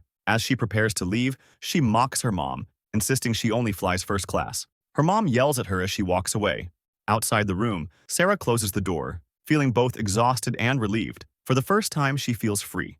Back at Wellston, Blake and Ison are reading the front page of the school's newspaper. The article, written by an anonymous source, accuses the students of setting the smoke bomb at the mall. Suddenly, Blake, Ison, and Remy are summoned to the headmaster's office. Inside, the headmaster tells them they should know why they were called. He then asks if the details in the article are true. Remy denies it, explaining that the article doesn't tell the full story. She clarifies that they followed the culprit but were mistaken as the ones who set the bomb. They also assure the headmaster that they've already cleared things up with the authorities. The headmaster is glad to hear that, but reminds them of an important rule. At Wellston, they have the freedom to use their abilities as they wish. However, once they step off campus, they must be more cautious because Wellston's reputation depends on their behavior. He advises them not to act impulsively in similar situations and to consider the consequences of their actions. After leaving the office, Blake comments that the meeting wasn't as bad as he expected. Eisen jokes, surprised that the headmaster even reads the school's newspaper. As they walk,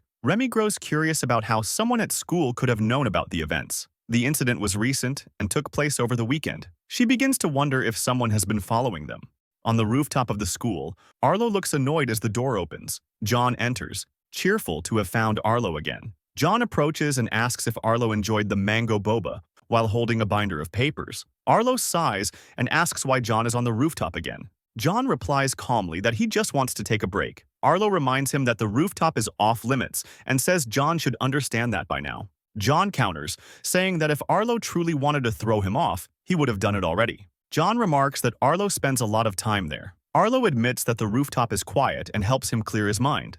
This statement causes John to recall his time as king, spending moments alone on the rooftop. Lost in thought, John suddenly remembers he has class and prepares to leave. Before going, he asks Arlo if he's free after school. Arlo replies with a firm no, saying he has errands to run. John insists, asking if he can tag along. Arlo refuses again, but John presses him, telling him to meet at the school gates after classes. Without waiting for a reply, John rushes off to class. Arlo stands there, wondering how Sarah manages to deal with someone like John. After classes, Arlo is waiting at the school gates. When John arrives, he's surprised to see Arlo actually showed up. John asks Arlo where they're heading next. John and Arlo are on a bullet train heading to an unknown destination. John, growing impatient, thinks about how long they've been on the train. He finally asks Arlo where they're going. Arlo tells him to relax and wait until they arrive. Meanwhile, at the airport, Sarah has just gotten off her plane. She tries calling John but gets no answer, concluding that he still hasn't bought a new phone. She takes a taxi and starts heading toward Wellston School. Elsewhere in the city, Arlo and John step off the bullet train.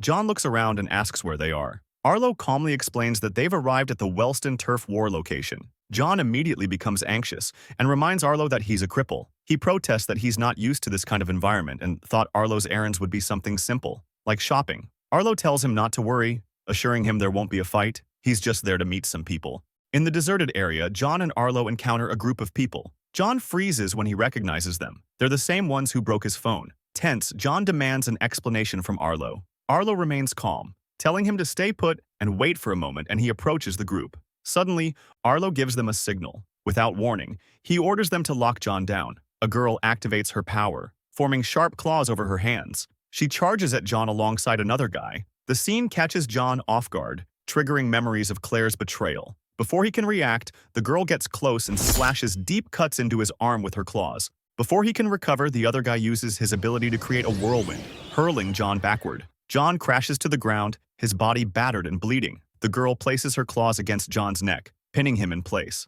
Arlo smirks and says, "Surprise!" John, lying on the ground and seething with anger, feels the sting of betrayal once again from someone he trusted.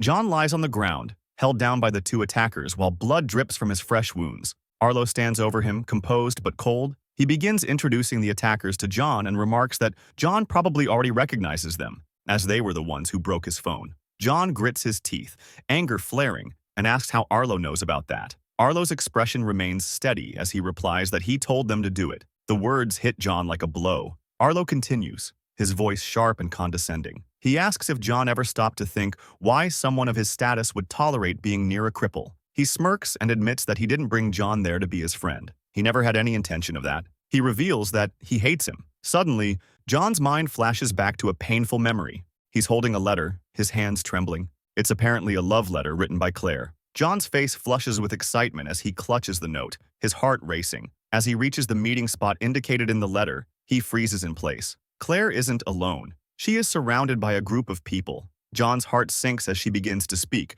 revealing her true intentions. The betrayal sends John into a blind rage. He charges toward them, fury overtaking him. The memory fades, dragging John back to the present.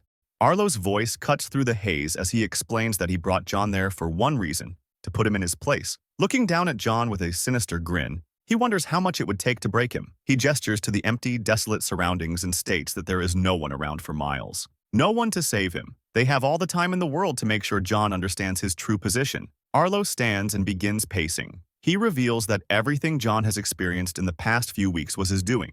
Arlo states that Serafina's suspension, his limited contact with her, the mid-tiers attacking him, and every single encounter were orchestrated by him. Frustration and despair bubble inside John. He had come to Wellston to turn over a new leaf, to leave his past behind. He hadn't harmed anyone and had tried to stay out of trouble, yet everything was ending the same way. Frustration and anger fill his face. He shakes, trembling from the weight of it all. He thinks to himself that he isn't the monster. They are. Arlo looks down at him, triumphant. He asks if John has anything to say. John doesn't respond and keeps his head lowered. Arlo shrugs and turns to the girl, ordering her to help him understand. The girl steps forward, claws at the ready. Suddenly, John lifts his head and screams Arlo's name, his voice echoing across the barren area. A massive whirlwind of black air erupts from him, sending Arlo's allies flying backward. They crash to the ground, stunned and struggling to comprehend what just happened. The aura around John is suffocating, a dark and chaotic energy radiating outward. His fury manifests as a yellow glow in his eyes, and a strange black aura swirling around him. The group stares in disbelief. They realize that the power of the cripple is actually throwing them back. Arlo's expression shifts slightly, but not to fear. He smirks, his eyes gleaming with satisfaction. One of Arlo's allies is confused, as he was told that John was a cripple. He notices that Arlo is still smiling, so everything must still be going according to Arlo's plan. Suddenly, black claws emerge from John's hands, similar to the girl's. John charges toward Arlo. As he's about to strike, the girl barely manages to stop him. She is shocked to discover someone with the same ability as hers. John doesn't flinch when clashing with her. With ease, he uses his claws to cut deeply into her body. The girl collapses, bleeding heavily. John prepares to strike again, yelling at her not to interfere. Before he can attack, the other guy creates a whirlwind to push John away from the girl. John counters by creating a black whirlwind around him, stopping the guy's wind attack. The guy is shocked to see that his attack barely affects John and that he's also using a wind ability like his. Arlo's allies decide to attack together to stand a chance against John. The guy creates a whirlwind to launch the girl forward, while she readies her claws. John calls them trash and uses his power to accumulate wind in his hands, launching blades of wind at them. The girl is surprised since these wind blades are not part of her ally's abilities. She narrowly dodges them, but her friend is struck directly. The girl becomes enraged and charges at John. He easily evades her attack, accumulating wind once more. He creates a final whirlwind, launching the girl into the air. The wind guy can barely move, but he spots his friend falling rapidly. He prepares to save her, but John appears behind him and pierces his arm with his claws. Wind guy finally admits defeat, acknowledging that John is far stronger than the two of them. He begs John to let him save his friend, but John shows no interest. John pushes him down with his foot, disregarding his plea. Wind guy continues begging, saying that John can do whatever he wants with him, but at least let him save his friend. The girl keeps falling, and the guy screams in desperation. John strikes him again to silence him, as the girl crashes to the ground. Both of them lie unconscious on the floor, battered and wounded. John turns his gaze to Arlo, filled with fury. Arlo looks at him, surprised to see what John has been hiding all this time. John launches one air blade toward Arlo, but he easily deflects them with his arm. John then creates a whirlwind around Arlo to obstruct his vision and charges in, aiming to strike with his claws. Inside the whirlwind, Arlo focuses to sense the direction of the attack, thinking that a little wind isn't enough to make him activate his barrier. John appears and strikes with his claws, but Arlo evades the attack and remains unharmed. Frustrated, John decides to use the wind to rise above the ground and charges at full speed toward Arlo to strike again. As John gets closer, Arlo thinks that once he activates his barrier, John will probably be able to use it too. Arlo decides that the best course of action is to end the fight with one blow. Finally, John's claws clash with Arlo's barrier. The impact causes the damage to reflect back toward John, injuring his arm and making it bleed. However, Arlo starts spitting blood, since John's attack managed to crack his barrier. Arlo seizes the opportunity as John's momentum decreases from the pain and lands a punch, sending John flying across the arena. John recovers from the impact, but one of his arms is severely injured. Arlo takes the initiative, creating a barrier around John and slowly begins to shrink it. Suddenly, John creates another barrier inside the first one to stop it from crushing him. John uses the opportunity to start hitting Arlo's barrier with all his strength. Both John and Arlo are taking damage with each hit, turning the battle into an endurance contest. Finally, John breaks free from the barrier, causing significant damage to Arlo. John charges again at full speed toward Arlo. However, Arlo is too weak to create a barrier in time and receives a direct hit to the stomach. Arlo flies backward, but John creates another barrier to stop him from going too far. Arlo still cannot process the fact that John is using his own ability against him. In that moment, John delivers a powerful punch to Arlo's face. John continues launching kicks and punches without taking a break. Arlo manages to stop one of John's punches, but before he can react, John headbutts him. Finally, Arlo collapses to the floor, completely defeated. John, not satisfied with this, places his shoe on Arlo's face. John threatens him, saying that if Arlo speaks of what just happened, he'll dethrone him. A while later, Elaine rushes toward Arlo's location. Upon arriving, Elaine is stunned by the sight of the three of them completely beaten up. She approaches Arlo and asks him to explain what happened. Arlo asks her to calm down and suggests healing the two guys first since they are in much worse condition. As Elaine heals them, she wonders if the two fought against mirror versions of themselves, as she can't fathom how such a fight could occur. She notes that she has never seen Arlo so badly injured and can't imagine anyone besides Serafina being able to do that. Elaine asks Arlo again to explain what happened and how he ended up so injured. Arlo cuts her off, telling her that it's better she doesn't know and asks her to keep the whole incident a secret. Elaine agrees, but she senses something is off about Arlo. He seems shaken, and he doesn't realize that when someone as powerful as him shows signs of worry, it frightens everyone around them.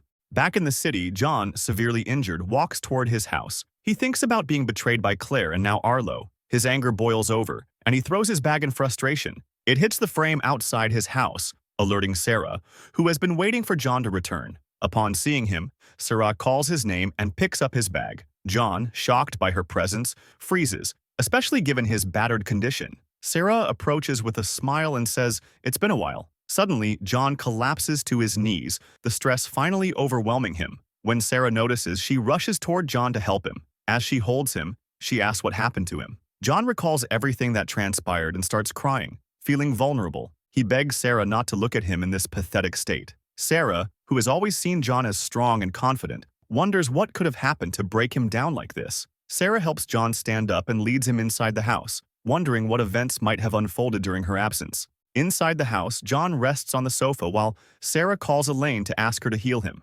Elaine picks up Serafina's call, and upon hearing her name, Arlo wonders why she came back earlier. Elaine continues the call and agrees to meet Serafina as soon as possible. Before leaving, she asks Arlo if he's okay. He confirms, but his expression suggests otherwise. Elaine is about to leave when Arlo grabs her arm, making her blush. He reminds her to keep her promise about the incident. Back at John's house, Sarah is filling a glass with water and some ice. She approaches John from behind and softly presses the cold glass against his neck. He jumps off the sofa, but the movement causes pain, reminding him of his injuries. John tells her to be more careful with his injuries, but Sarah dismisses him, saying that Elaine will arrive shortly. Sarah then asks him what happened. John answers that the obvious happened. The cripple is now targeted by everyone since his strong friend is gone. Sarah doesn't buy it and asks him to tell the real story, as it's the first time she's seen him in this state. John tries to change the subject, asking her where she had been the whole time. But Sarah remains stoic, like a wall. John continues, saying she had him worried when she disappeared without a word. Sarah explains that her mom cut the Wi-Fi, but she convinced her parents to let her return early, so she'll be staying at his house for a while. She then demands a full explanation about what happened to him. John tries to think but can't handle the weight of Sarah's gaze, so he gives in. He explains that he got tired of the bullying and didn't want Sarah to see him so defeated. But now that she's back, everything can return to normal. Suddenly, the doorbell rings. It's Elaine.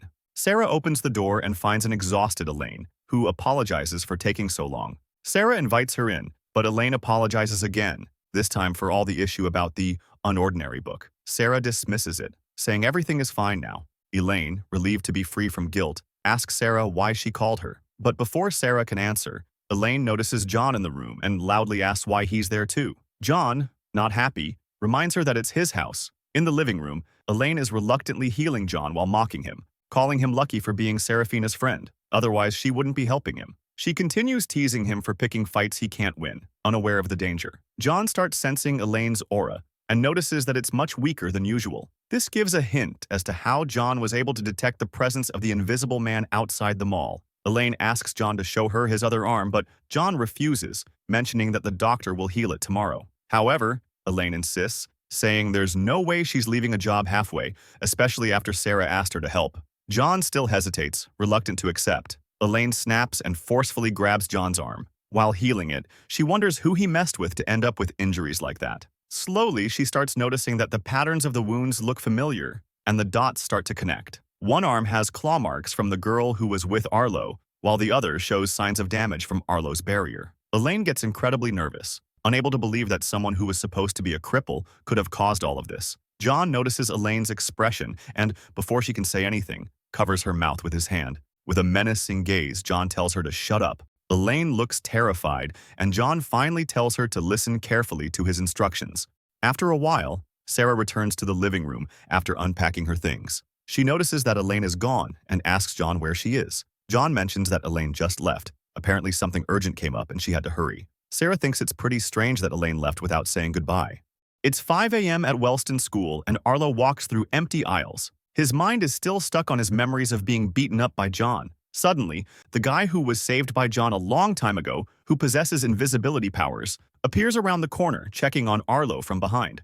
In the infirmary, the doctor chats with Keen, the head security at Wellston. Keen tells the doctor that he's tired of the investigation, as he hasn't found anything so far. He mentions that he's scanned all members of the faculty and the guests from the last couple of months, but hasn't found any connections with the authorities. Keen decides to change the topic, saying that he's heard the doctor has a new girlfriend and should at least try to look happier about it. Keen inquires about the doctor's relationship progress, but the doctor asks him to calm down, as it's not serious yet. He adds that he'll be going on another date with her the same week because she has something to tell him. Keen mocks him, telling him to prepare for a breakup. The doctor says Layla, his girlfriend, is a project manager, really smart and very attractive. Keen asks exactly how attractive. The doctor answers with an 11. Suddenly, Arlo appears out of nowhere, causing the doctor to spit his coffee in surprise. Before saying anything important, Arlo congratulates the doctor on getting a super hot girlfriend, much to the doctor's annoyance. The doctor then asks Arlo to explain what happened to his face. Arlo says he's not there to talk about it and just wants to heal up to avoid freaking out the people in the school. The doctor stands to look for the medicine, clearly annoyed that he couldn't enjoy his morning coffee in peace. Keen asks Arlo if everything's all right. Arlo replies that for the most part, it is. Keen mentions that it's a very big deal and asks who did this to him. Arlo dismisses the question, saying that he has the situation under control. The doctor returns with the medicine and hands it to Arlo. He mentions that, since he hasn't treated Arlo many times, the tonic will slowly heal his visible wounds, but it should be healed before classes start. Arlo thanks him, and the doctor reminds him to stay out of trouble. As Arlo leaves, the doctor asks Keen who could have done that to him. Keen guesses that John is probably the culprit, surprising the doctor. The doctor refutes, saying that John has been playing cripple so far. Keen continues, stating that John is the only one who could even touch Arlo. The doctor remains unsure, but he remembers his last encounter with John, who was acting very irritable. It seems that the authorities of the school knew all along that John wasn't a cripple. After a while, Blake and Eisen are walking through an aisle. Eisen is irritated because he doesn't understand his class, but Blake mocks him, saying that with studying, the classes are easy to follow. Suddenly, they hear rumors about Arlo going to the infirmary covered in bruises. Apparently, someone was able to beat him. This alarms Eisen, and he deduces that Arlo didn't listen to his warnings and ended up fighting with John. Blake yells at Eisen, snapping him out of his thoughts. Blake immediately denies the rumors, saying there's no way he believes those lies about Arlo losing a fight. In another part of the school, Remy is heading toward the press room. Upon entering, he calls for Cecile, the turquoise-haired girl who is checking the school's newspaper. She asks Remy what she's doing there. Remy tells her that she needs to know who the anonymous writer is. Cecile remains silent, her face stoic, before she closes her newspaper. She mocks Remy, asking if she doesn't know what the meaning of anonymous is. Remy responds that the person who submitted the article is planning something. Cecile asks for a source, but Remy says she just has a feeling. Hearing this, Cecile refuses to help, stating that without a proper reason, she won't hand over confidential information. Remy tries to convince her, saying that something bigger is happening around them, though she's still not sure what it is. Cecile tells Remy to get her information elsewhere. She won't risk her reputation over something so vague. Remy gets serious and reminds Cecile that she's the queen and demands she tell her the name. Cecile laughs with a smirk upon hearing Remy use her position as the queen. Remy continues, saying that her responsibility as the queen is to maintain a safe environment for everyone, and she needs the information for that. Cecile cuts her off, calling her speech a joke. Suddenly, Cecile moves in front of Remy with great speed. She tells Remy that if she wants that information, she'll have to force her to say it. Remy starts shaking, unsure of what to do in this situation. Cecile relaxes and tells Remy that she might have the title, but she's too pathetic to have authority. She adds that Remy should already know how to establish her dominance when she wants something, and reminds her that people won't step out of line if they know their place. Cecile continues, saying that she knows about Remy's encounter with the cripple. Remy didn't just help him, she even let him hit her without any consequences. Angrily, Cecile asks if that's the kind of example Remy wants to set, treating superiors however she wants, even if they are stronger. Remy tries to excuse herself, but Cecile cuts her off, calling her an embarrassment. Suddenly, Cecile adds that Remy is as delusional as her brother, hitting a nerve in Remy. Remy confronts her, demanding that she not speak about Ray in that way. Cecile then asks if Remy is aware of the kind of king her brother was. She tells her that Ray was a king who didn't care about hierarchy, gave low tiers false hope, and burdened high tiers with useless responsibilities. She continues, saying that he left the school in complete chaos, but thankfully Arlo and Serafina were able to fix most of the mess. Remy refutes this, saying that Ray didn't mess up. He just wanted to help everyone and make everyone help each other. Cecile grows tired and tells her that she doesn't know anything, and that kindness and sincerity are just a waste of time. Cecile finishes by saying that Remy's brother was an idealist and a weak king. She tells Remy to learn from his mistakes and move forward. Finally, Remy leaves the press room, her eyes starting to water as she remembers her brother. She wonders if Ray's sacrifice to help others had any worth. Suddenly, she notices another death pool on the billboard and wonders if everything her brother did made any difference. Meanwhile, Arlo is walking down another aisle when his phone buzzes. It's a message from Remy, asking him if he's busy after school. Now we find Eisen spying on John while he is being bullied by two guys. One of them is yelling because John made his uniform dirty after bumping into him. He demands an apology. Instead, John calls him trash and tells him to get out of his sight. The bully gets enraged, grabbing John's shirt and daring him to repeat himself. Reaching the edge of his patience, John calls him trash once again. Before the situation escalates, Eisen steps in, kicking the bully aside. The bully groans in pain until he notices that it was Eisen who struck him. They immediately rush away from the scene, terrified. John begins picking up his papers, and Eisen approaches to ask him if everything is all right, but John slaps his hand away, telling him with a stern gaze not to touch him. John starts walking off while Ison remains frozen in place, thinking that he has to keep John calm until Serafina comes back.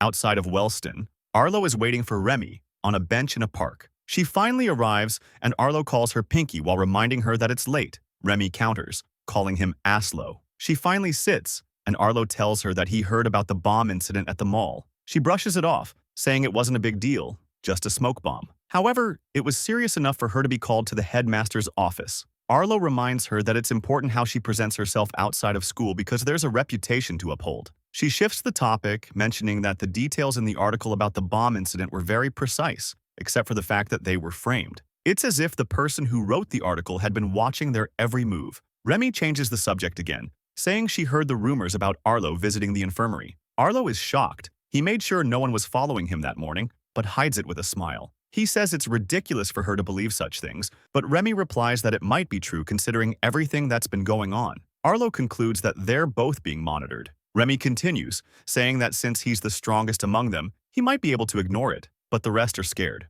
Arlo then asks her to explain exactly what happened at the mall. Remy explains that they only stopped at a booth offering prizes to everyone with a 5 or more on the level scale. In other words, high tiers. The moment she received her prize, she already knew it had a chip in it, and that's because the prize was the same teddy bear Serafina had. This last detail made them realize that Sarah was probably being tracked too. Arlo then concludes that the person who wrote the article must be working under Cecile, who is also a high tier. Those people likely have information about all high tiers at Wellston. But what troubles Arlo the most is how long this has been going on, and what their true purpose is. Remy still keeps her composure, believing that Arlo was still safe, but then everything clicks. The fact that someone spread rumors about Arlo being injured means he's also being observed. Remy stands up, realizing that the rumors were actually true. Her face, full of disappointment, can't believe Arlo lied to her. She demands to know if hiding the truth was really that necessary. Arlo averts his gaze, trying to reassure her that everything's fine. She yells, saying that nothing around them is okay. She starts trembling, trying to understand why he acts like that, especially after what happened to Remy's brother. She keeps shouting, saying that nobody is invincible, while Arlo looks perplexed. Remy calms down a little and sits again, asking why he's acting like Ray, always hiding things from her while everyone around keeps getting hurt. Remy starts crying. Her helplessness overtakes her. She doesn't think she'll be able to endure losing someone else again. Arlo embraces her as she tries to wipe her tears. He reassures her that he's strong, so he'll be fine. But instead of giving her peace, she responds that Ray was also strong. The tension eases a bit, and Remy decides to ask who was able to defeat Arlo, but he confesses he can't say a word. She tries to guess, accusing the Ember organization. But Arlo is surprised, wondering why Ember would go after someone like him. Arlo tries to reassure her again, saying that those injuries aren't anything serious, just some personal matters. He'll reveal everything eventually, so she shouldn't worry. Arlo brings up the high-tier situation again, and is completely certain that the answers must lie within someone at school. At the airport, a mysterious man steps off a plane holding a slip of paper with John's address. Meanwhile, at Wellston, Arlo walks through the hallway, deep in thought. His classmate has to raise his voice to bring him back to focus. Just then, John accidentally bumps into Arlo again. Arlo immediately tenses up, unsure of what John will do. Before anything happens, Arlo's classmate grabs John, ready to punish him for bumping into the king. But Arlo stops him harshly, grabbing his arm and applying pressure. The classmate is shocked. He's never seen Arlo lose composure like that. Arlo reprimands him, saying that someone powerful like him should focus on more productive things instead of wasting energy on someone as worthless as John. He releases the classmate and walks off, leaving him confused. As he continues walking, Arlo's thoughts are filled with disgust toward John. He hates how John hides his power, pretending to be powerless. Even worse, John is dragging Serafina into that same mindset. Arlo sees it as cowardly, abandoning the responsibilities that come with strength and leaving everything to him. Around the corner, Ison has seen everything. He's thrilled at the idea of a confrontation between two kings. He'd love to write about it, but he values his life too much to try. Elsewhere, in John's house, Serafina is sitting and checking her phone when the mysterious man from earlier suddenly opens the door. He calls out to John but pauses, startled to see Serafina instead, thinking that he just broke into someone's house. She quickly realizes that he is John's father. He recognizes her too, thanks to her distinctive purple hair. They both shake hands, and John's dad introduces himself as William. Serafina mentions that John talks about him often, which makes William a bit flustered. When he asks where John is, Sarah says he should be back soon from school and casually adds that she's suspended. Curious, William asks why, as he thinks what kind of classmates John is hanging with. Sarah reveals it's because she got caught reading a book called Unordinary. Hearing that shocks William. He instantly connects the dots. John had asked him for a new copy of Unordinary after his previous one got confiscated. William had no idea John had shared the book with someone else, let alone someone like Serafina. He's amazed she wasn't expelled for it. Serafina confidently says there's no way they could get rid of her. William quietly wonders why kids nowadays act so self-important, remembering that even John got expelled once despite his strength. He mentions that John wasn't kidding when he told him that Sarah was very powerful, and out of curiosity, he asks who is stronger between her and John. He shows a proud expression for his son while waiting for the answer, still unaware that John hides his abilities. But his expression breaks when Sarah starts laughing, taking William's question as a joke. Just then, the door opens. John's back. He's surprised to see his dad and immediately asks what he's doing there. William raises an eyebrow, amused that John expects him to need a reason to visit his own son. John, clearly caught off guard, complains that William should have told him beforehand. William calmly replies that he tried, but John either ignored his calls or hung up. John asks Serafina for a moment alone with his dad and tries to pull him aside, but William doesn't move. He scolds John for being disrespectful toward his father. Serafina watches them with a soft smile, noting that William is nothing like her own mother. Outside, William lectures John, saying he needs to answer calls or else he'll worry. With no other choice, he decided to visit him in person. John assures him that everything is fine. William smirks, teasing that of course things are fine.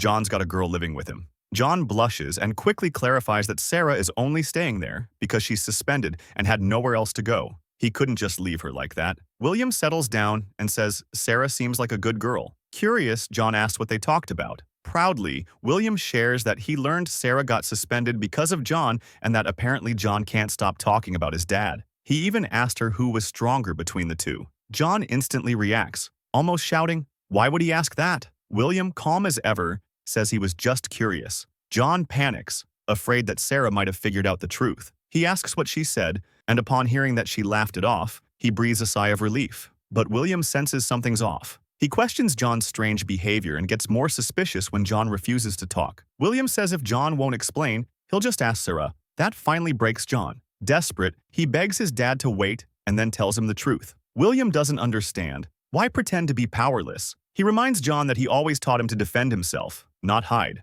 John lowers his gaze, haunted by old memories. He recalls how, at his previous school, people constantly talked behind his back, calling him a tyrant and a terrible person. John was not able to control himself, and he ended up losing his temper, doing everything in his power to shut them up. It got to the point that he started to think that he didn't deserve his own power. William listens quietly and tells him that, whether he deserves it or not, that power will always be part of him. John nods, but says living like a cripple feels more right. With Sarah by his side, he can be himself without being judged for how strong he is. But William challenges that. He talks about trust, yet he's lying to her. The words hit John hard. How long does he plan to keep hiding it? William reminds him he can't keep it up forever. John snaps, saying he knows that already, but right now, he has no reason to tell her. Internally, William suspects John's real fear, that Sarah will leave him once she finds out. That night, John and Sarah are doing homework, while William naps on the sofa. John struggles with a question and asks Sarah if she got 103 degrees too.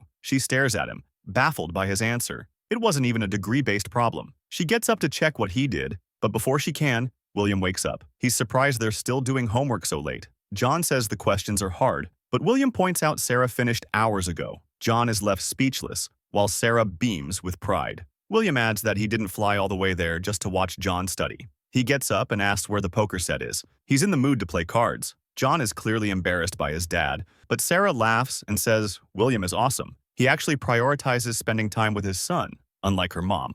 The three of them are now seated, playing a game of poker. With her current hand, Sarah feels confident and raises her bet. John and William don't flinch and immediately match the raise, surprising Sarah with their composure. She glances at the table and realizes the situation doesn't look favorable for her. She decides to wait, expecting John's move. He promptly raises the bet to a ridiculous level, shocking her with the confidence he must have in his hand. However, based on the cards on the table, his chances of winning appear to be very low. Sarah tries to tell if John is bluffing, but his expression reveals nothing. Suddenly, William goes all in as well. Sarah's mind is spinning as she tries to deduce their hands and see if she has any shot at victory. But in the end, she folds, deciding she'd rather witness the showdown between father and son. They reveal their cards, and William emerges victorious, exposing John's bluff. Sarah slams the table, frustrated that she let herself get tricked. She actually had the winning hand, but their demeanor made her believe she didn't stand a chance. William explains that's the beauty of poker. Even without strong cards, you can win. What matters is how you carry yourself and how others perceive you. They begin a second game, and once again, Sarah has a solid hand. Determined not to fall for any bluffs, she aggressively raises her bet. John follows, but with a smaller amount, making Sarah think his hand might be weak. She raises the stakes even more, surprising both of them. Still composed, John matches her bet, but William folds in frustration. The match between John and Sarah finally begins. Without hesitation,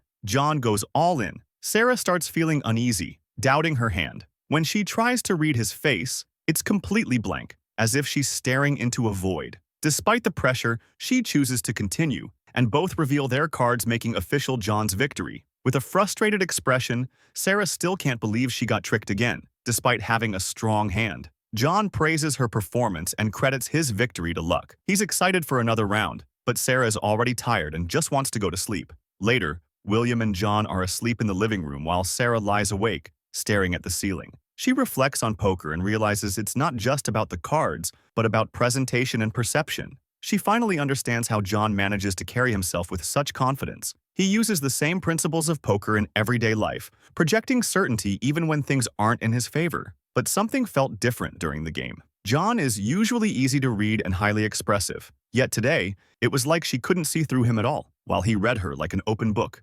Morning arrives, and William is still sleeping on the couch. Suddenly, a loud scream jolts him awake. The culprit is John, who just managed to finish his homework on time. With barely any time left, he rushes to get ready, but not before telling his dad to visit a famous sandwich shop a couple of blocks away. Before leaving, he reminds William to ask Sarah for directions if he has trouble finding it. Since William is already up, he stretches a bit before heading out for a run. Just then, a groggy Sarah appears, asking what all the noise was about. After William explains that John was the one shouting, he invites her to join him on the run. She declines and heads back to bed.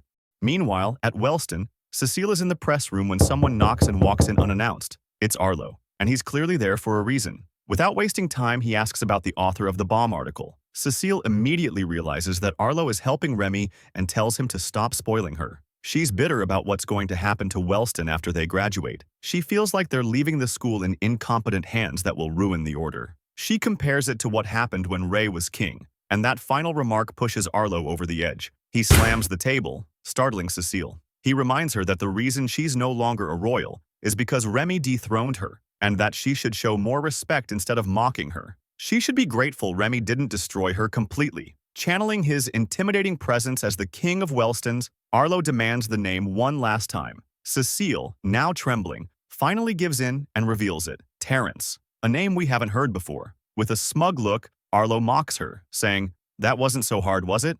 Elsewhere in the city, William and Sarah are leaving the sandwich shop John recommended. As they walk and talk about how good the food was, Sarah brings up a question that's been on her mind. She asks William about the inspiration behind Unordinary, saying she's never read anything quite like it. William explains that, as someone without powers, the world has always seemed unfair to him. That led him to wonder, what would the world be like if everyone were equal, if nobody had powers? And what if there existed a being with unmatched strength? Someone who could see people's strengths and weaknesses. How would that person guide the world to make people happy? He goes on to say that if he were that person, he'd want to create a world open to everyone, one that doesn't revolve around who's stronger. He admits it's a little embarrassing that the main character is based on him, but he's happy that the story resonated with so many people. Sarah then asks why he dedicated the book to John if the story was inspired by his own experiences. William reveals that, at the time, John was going through a rough period, and this surprises Sarah. He didn't have the right tools to reach out to John directly, so he tried speaking to him through the book. Despite everything, he says he feels relieved now. He's glad to see that John is doing well and that he has a friend like her looking out for him. Sarah brushes it off, saying there's no need to thank her. After all, John always finds a way to take care of himself. Night falls, and William is getting ready to leave, even though he only spent one night with John. He explains that his visit was just to check in and make sure John wasn't doing anything reckless. Now, feeling reassured, he says he's glad knowing Sarah is there to keep an eye on him. Sarah thanks William for writing such an inspiring story and wishes him the best. Despite everything, she says that he is strong in his own way. Moved by her words, William can't help but hug them both before heading out. Just before taking his taxi, William gives John a final reminder. The more he hides his secret, the worse things will get. John pulls away from the hug, replying that he knows. With a small smile, he tells his dad to be careful on the way home. As William walks to the car, he glances back at John and Sarah one last time. His expression changes. His thoughts drift to Claire. He silently begs his son to make his choices wisely, unsure if John could handle going through something like that again. Back inside the house, John reminds Sarah that tomorrow will be her last day of suspension and asks if she's excited. She coldly replies with a no. She knows that once she returns, her suspension will be the talk of the school. She'll have to face everyone's stares and gossip all over again. Sarah adds that maybe getting expelled would have been better. That comment strikes a chord in John, who disagrees. He tells her that someone as strong as her shouldn't have a mark like that on her record. Seeing how serious he looks, Sarah gives him a light kick and reminds him she was just joking. She admits that what she'll miss the most is her current situation, being away from school and her parents, with no one poking into her life. For once, she was able to clear her mind, and she's sure that going back is going to suck. Meanwhile, at Serafina's house, someone knocks at the door. The servant opens it and finds two men in suits waiting outside. When she asks what they want, they say they're there on behalf of the authorities. The servant immediately tenses, confused about what kind of business the authorities could have with them. She apologizes, saying Sarah's parents aren't home, and tries to close the door, but one of the men blocks it with his hand. He calmly explains that they have orders to interrogate Serafina before her suspension ends. They hand the servant an official document requesting an audience with her. They begin to step forward, but the servant stops them again, explaining that Sarah is no longer there. She returned to Wellston at the beginning of the week. Surprised, one of the men asks where she's staying, noting that no one informed them about her return. The servant replies that she doesn't know either. The best way to find her is to wait for her to return to school. The men seem to believe her and leave without further questioning. Once the door closes, the servant finally exhales in relief. Apparently, the influence the authorities have is even greater than expected. At Wellston's infirmary, Keen is throwing a weird glance at the doc, making him uncomfortable. The doc finally snaps and Keen mocks him, saying that he looks gloomier than usual. Keen asks him how bad his date went and if he got dumped by Leela. The doc mentions that there was no date since she canceled on him. He continues, saying that her employer sent her away for 2 weeks. Keen comments that it was short notice for a trip that long, and the doc agrees, hoping that everything works out for her. In a different aisle of the school, we find Elaine, who upon noticing Arlo approaching, nervously avoids her gaze. However, she gets called by Arlo, who asks why she's ignoring him. Elaine excuses herself, saying that she didn't notice him. Arlo doesn't buy it. He's sure they made eye contact. Elaine dismisses his comment and gets ready to leave, but Arlo grabs her and orders her to wait. He asks her if she was able to keep the secret of him being beaten up. Elaine confirms that she didn't say anything, but this only increases Arlo's curiosity about her strange behavior. Arlo glances at her with authority, and this makes her remember the gaze John launched at her. She gives up and decides to talk, just to confirm that John was the person who defeated Arlo and his 2 classmates in the Wellston turf war area. Arlo asks her how she knows, and Elaine says that Serafina called her to heal John while she was staying at his home, while explaining that a mysterious, invisible guy spies on them, who looks kind of familiar. Elaine starts trembling upon remembering the way John looked at her. Understandable, she felt like her life was at risk.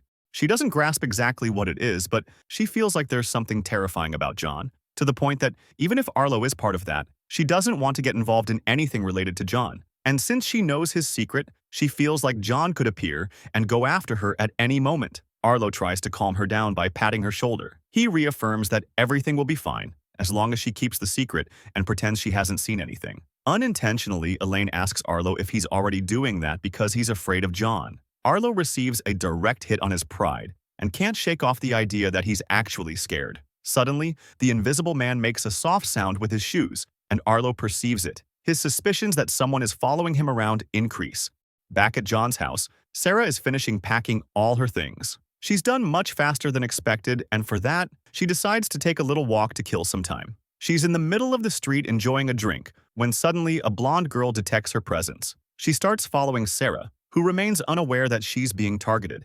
The blonde woman calls her, using the excuse that she left her phone at home and would be grateful if Sarah could tell her the time.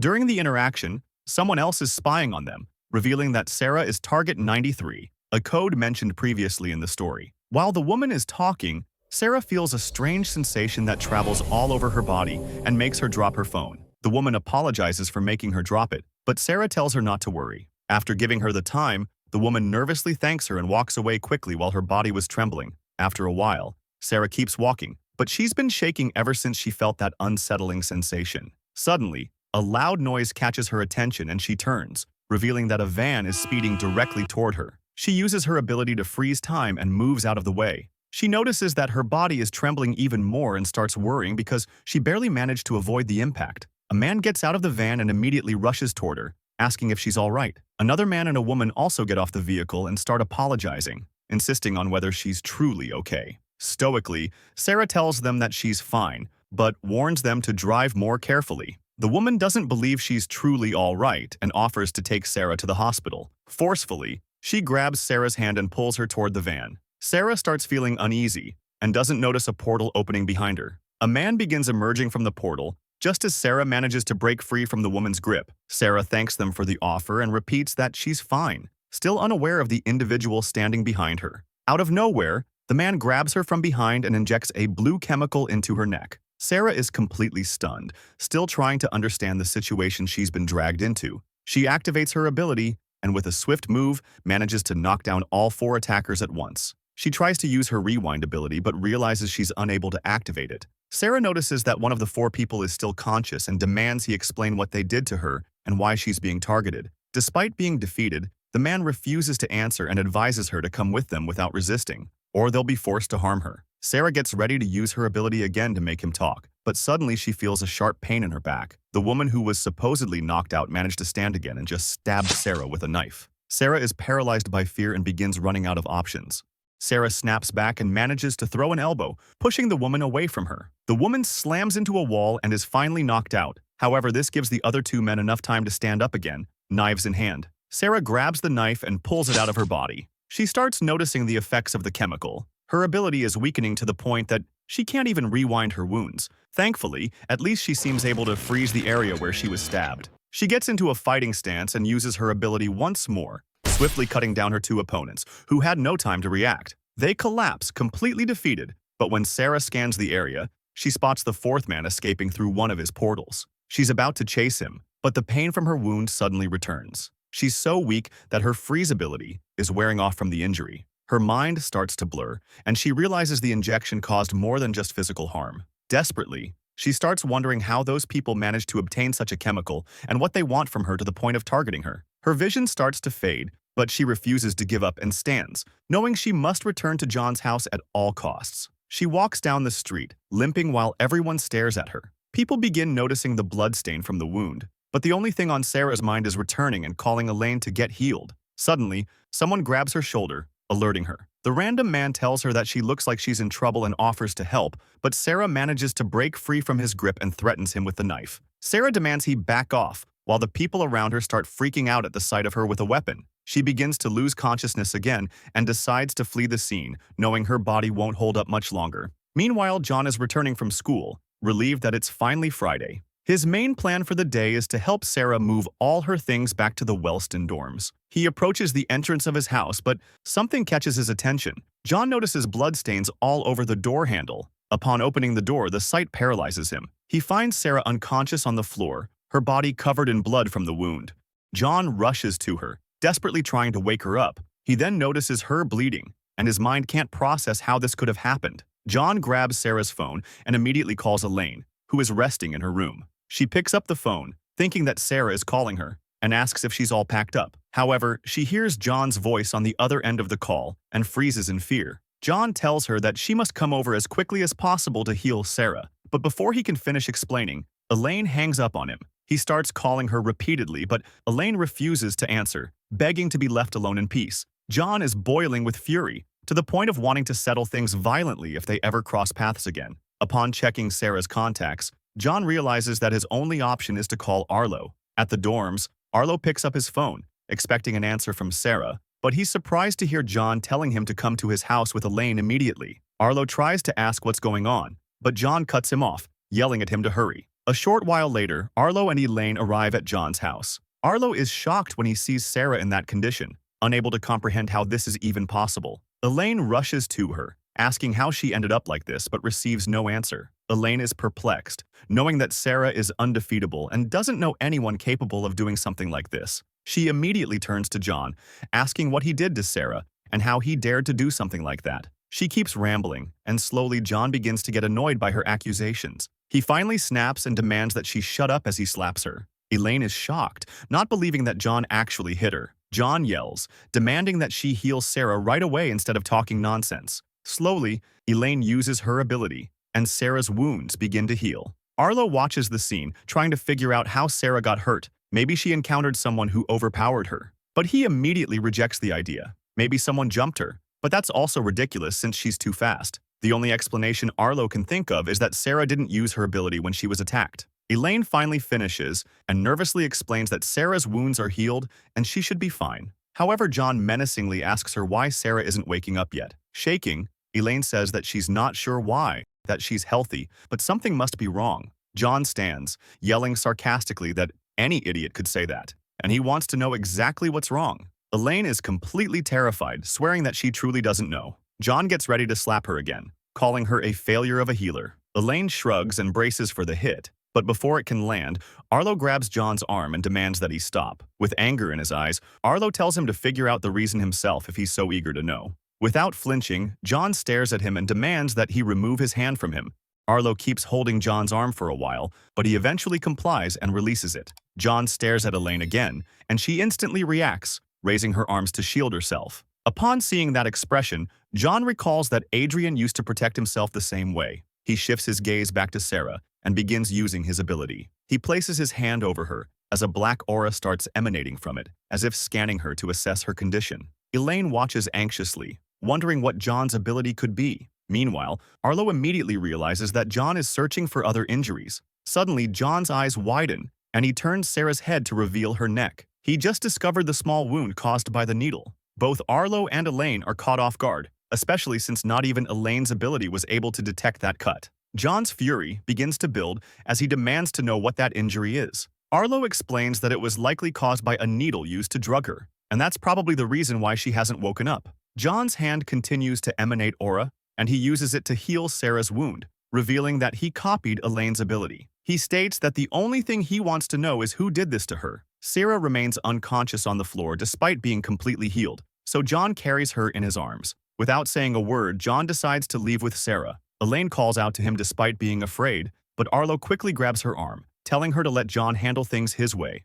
In John's room, Sarah rests on the bed while he stays by her side, vowing to find whoever is responsible for what happened. Arlo remains in the living room, reflecting on the fact that in the 3 years he's known Sarah, she's never required medical attention. The idea that someone managed to outpace her reflexes and even neutralize her rewind ability is deeply unsettling. Arlo considers that someone that powerful roaming freely in the city is a serious threat. Suddenly, Elaine appears beside him holding a glass of water. She offers it to Arlo, but he rejects it without hesitation. Elaine doesn't react. She seems used to it. She sits next to Arlo and asks if everything is all right. Arlo responds by asking why she's bringing that up, and she admits she's noticed him acting unusually. Arlo is typically assertive, but when John is involved, he changes entirely and becomes passive. Arlo is taken aback by her words, but Elaine goes on, asking if John is actually much stronger than him and if he's the real king now, but they've decided to keep it a secret. Elaine fixes her gaze on Arlo and asks if he's now obeying everything John says. But when their eyes meet, she only sees Arlo glaring at her with a menacing stare, making her tremble instantly. Terrified once more, she apologizes, saying she's just confused by everything that's happening. Arlo simply replies that as long as no one provokes John, nothing will change. Elaine watches him nervously, choosing to believe his answer. Later that night, John falls asleep while watching over Sarah in his room. In the living room, both Arlo and Elaine also remain there to sleep. The night passes quietly, and no one notices the van approaching John's house. The people inside the van begin scanning the house from outside and fire a strange beam of energy at it. It triggers an unknown effect on everyone inside the house. A figure teleports into the living room and approaches Arlo and Elaine, holding a knife. Elaine stirs slightly upon hearing a sound and sees the intruder about to stab Arlo. She screams in fear to wake him and hurls herself in front of Arlo to shield him from the attack. Arlo reacts instantly, activating his ability, reinforcing his arm and grabbing the intruder by the neck before slamming him into the ground. He erects a barrier around both of them while demanding to know the reason behind the assault. Elaine removes the knife from her arm and begins using her healing ability, but notices it's barely having any effect. She then inspects the knife and realizes it's identical to the one Sarah had with her. This guy must be connected to her attack. Upon hearing that, Arlo smirks and tightens his grip, demanding the man to start talking. Suddenly, John turns on the light and yells at them to be quiet, but the scene before him leaves him stunned. He demands to know what's going on, and Arlo explains that they caught the culprit behind Sarah's condition. He adds that the man must be a fool for returning to retrieve her, but John barely listens. He's too focused on trying to understand why he didn't sense Arlo activating his barrier. Arlo reveals the intruder's face and orders him to talk. He wants to know who he is and why he's doing all of this. John joins in, pressing for answers about what they did to Sarah, but the intruder responds coldly, saying he won't reveal anything. John begins threatening him, but Arlo senses something is off. The man didn't resist and was subdued too easily. Arlo warns John to stop. Something about this feels wrong. There's no way someone this weak could have taken down Serafina. He demands to know what technique was used to leave her in that state. Suddenly, they hear a loud crash from the other side of the house. It sounds like it came from John's room, and he bolts away at full speed to check on Sarah. Elaine follows him, while Arlo remains. He realizes the man he captured was just a decoy. Enraged, he punches the intruder and knocks him out instantly. Arlo then heads toward John's bedroom, promising to deal with the man he just subdued. Inside John's room, a second intruder is about to escape through the window carrying Sarah. At that moment, John bursts into the room and commands the intruder not to take another step, activating his ability. However, nothing happens, and the intruder ignores him, leaping out the window. John rushes to the window, confused as to why his barrier didn't work. He jumps out as well, with Elaine watching from above. John starts chasing the intruder at full speed, knowing they're moments away from reaching the van. The man carrying Sarah is just inches from entering the vehicle, but a yellow barrier blocks his path. Arlo reached John's window just in time and activated his ability. Now, John and the intruder are inside the barrier. To defend himself, the man pulls out a knife and holds it to Sarah's neck. He warns John not to move, or she'll die. John freezes as the intruder demands he stop using his ability and deactivate the barrier immediately. John smirks and says the intruder must know that if anything happens to her, he won't make it out alive. He begins walking toward him, but the intruder doesn't hesitate and yells that he's being serious. He screams that he doesn't care if Sarah dies, slightly cutting her neck. Seeing this, John freezes again, and the intruder reveals he's aware that he's disposable, but Sarah isn't. John can barely contain himself. He demands the man to shut up and let her go. The intruder reminds him that all he needs to do is deactivate his ability and bring down the barrier so Sarah won't be harmed. John turns to Arlo and tells him to deactivate his shield. Arlo can't believe he's asking for something so reckless. He tells John that the moment the barrier is gone, the intruders will escape, but just as he finishes his sentence, John winks at him. Arlo gets irritated by the wink, while John shouts that there's nothing they can do since there's a knife on Sarah's throat. In that moment, Arlo tells Elaine to run outside and stay alert. Elaine nods and starts heading out while Arlo thinks John is acting like an idiot for yelling nonsense. The intruder demands they hurry up, and John knows time is running out. The attacker gets ready to make a second cut on Sarah's neck, and John decides to threaten Arlo, saying that if he doesn't take the barrier down, he'll go up there and beat his ass. Arlo studies his behavior and realizes John is stalling to find an opening. Arlo decides to play along and tells John to try it, adding that since he's also inside the barrier, he doubts John can escape. They keep arguing while Elaine remains in position with a knife, growing desperate watching them fight in such a critical moment. The intruder loses patience and orders them to stop and let him leave. But in that instant, he relaxes slightly and lowers the knife from Sarah's neck. John spots the opening and closes in, using the intruder's speed ability. He grabs the knife away from Sarah and tells the attacker that he's done. John strikes him with a powerful knee, follows with an elbow, and finishes with a punch, leaving the intruder completely unconscious on the ground. John walks up to him, ready to continue beating him. At that moment, Elaine exits her hiding spot and tells Arlo to open the barrier. Arlo reshapes the shield, and Elaine steps inside. She rushes to Sarah while John holds the intruder down. Elaine is frantic, asking Sarah if she's okay. But despite everything, Sarah still doesn't wake up. Elaine starts dragging her away from the scene, while John demands the attacker to wake up, holding a knife. Boiling with rage, John gets ready to stab the man, shouting that he better never touch Sarah again.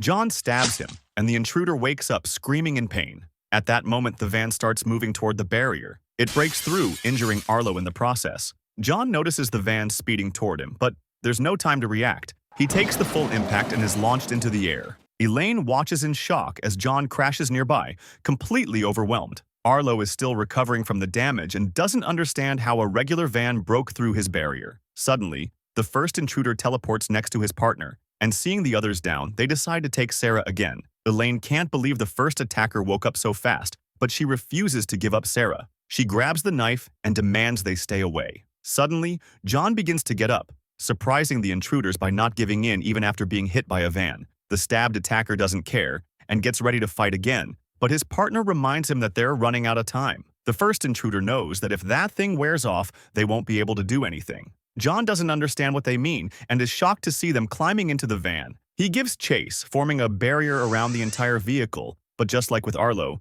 his shield is pierced effortlessly by the van, sending sharp pain throughout his body. He collapses as Elaine runs to help him. They watch the van disappear into the distance without leaving any answers behind. John remains on the ground, his eyes burning with the desire for revenge.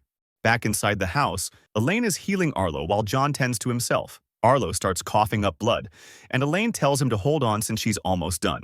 Arlo turns and notices John staring at him, fury burning in his eyes. Arlo tells him to stop being angry, just for one night. John coldly replies that he had only one job, irritating Arlo. Arlo demands an explanation, and John tells him that all he had to do was keep the barrier up, but he couldn't even manage that. It's entirely his fault the intruders got away. Fed up with his accusations, Arlo slams the table, yelling that the only useless one was John for leaving Serafina alone during the fight. Instead of stabbing the guy, he should have tried to pull Sarah out of danger so they'd have had a chance to capture them. Arlo tells him to reflect on his own actions instead of throwing blame around. John stands up in silence and immediately punches Arlo in the face. Elaine watches from a distance, completely terrified. Arlo glares at John, not even flinching from the hit, and John tells him to watch his mouth. Arlo has had enough. He grabs John by the shirt, ready to start a fight, but before anything happens, Elaine begs them to stop. She tells them she understands they're angry because the intruders escaped, but now the threat is gone, and Serafina is safe.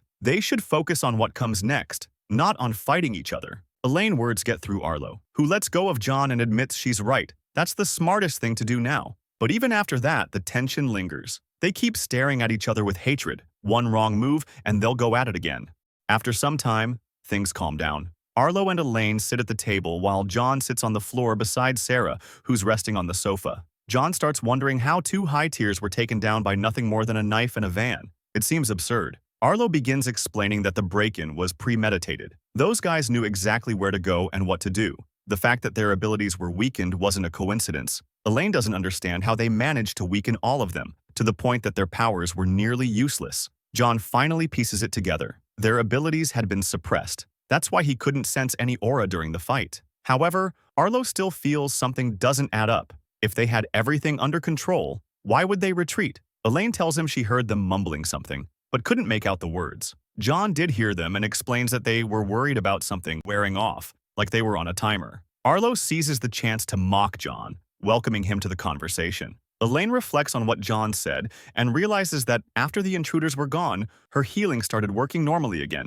She guesses that the weakening effect left with them, and Arlo adds that it must have been temporary, forcing them to retreat once time ran out. After all that, Arlo feels certain about what happened to Sarah. She was weakened first so they could defeat her, but even then, she escaped and made it to John's house. The drug they injected her with must be what's keeping her unconscious. What Arlo still doesn't get is how they found her in the first place. They might have been tracking her, or maybe they already knew where she'd go. That final thought stuns him. He remembers her last conversation with Remy. She told him about a booth offering prizes to high tiers, and that one of those prizes had a chip inside, the same prize that Serafina had won. Arlo calls out to John and asks if he and Sarah visited Kovaro Mall a while ago and found a booth giving prizes to high tiers. John looks shocked that Arlo knew about that. Arlo continues, explaining that Remy also visited that booth and discovered a tracker inside the prize she received, as well as the one Sarah got. Arlo asks John if Sarah stopped by the house before returning to the dorms. John confirms that she spent the night.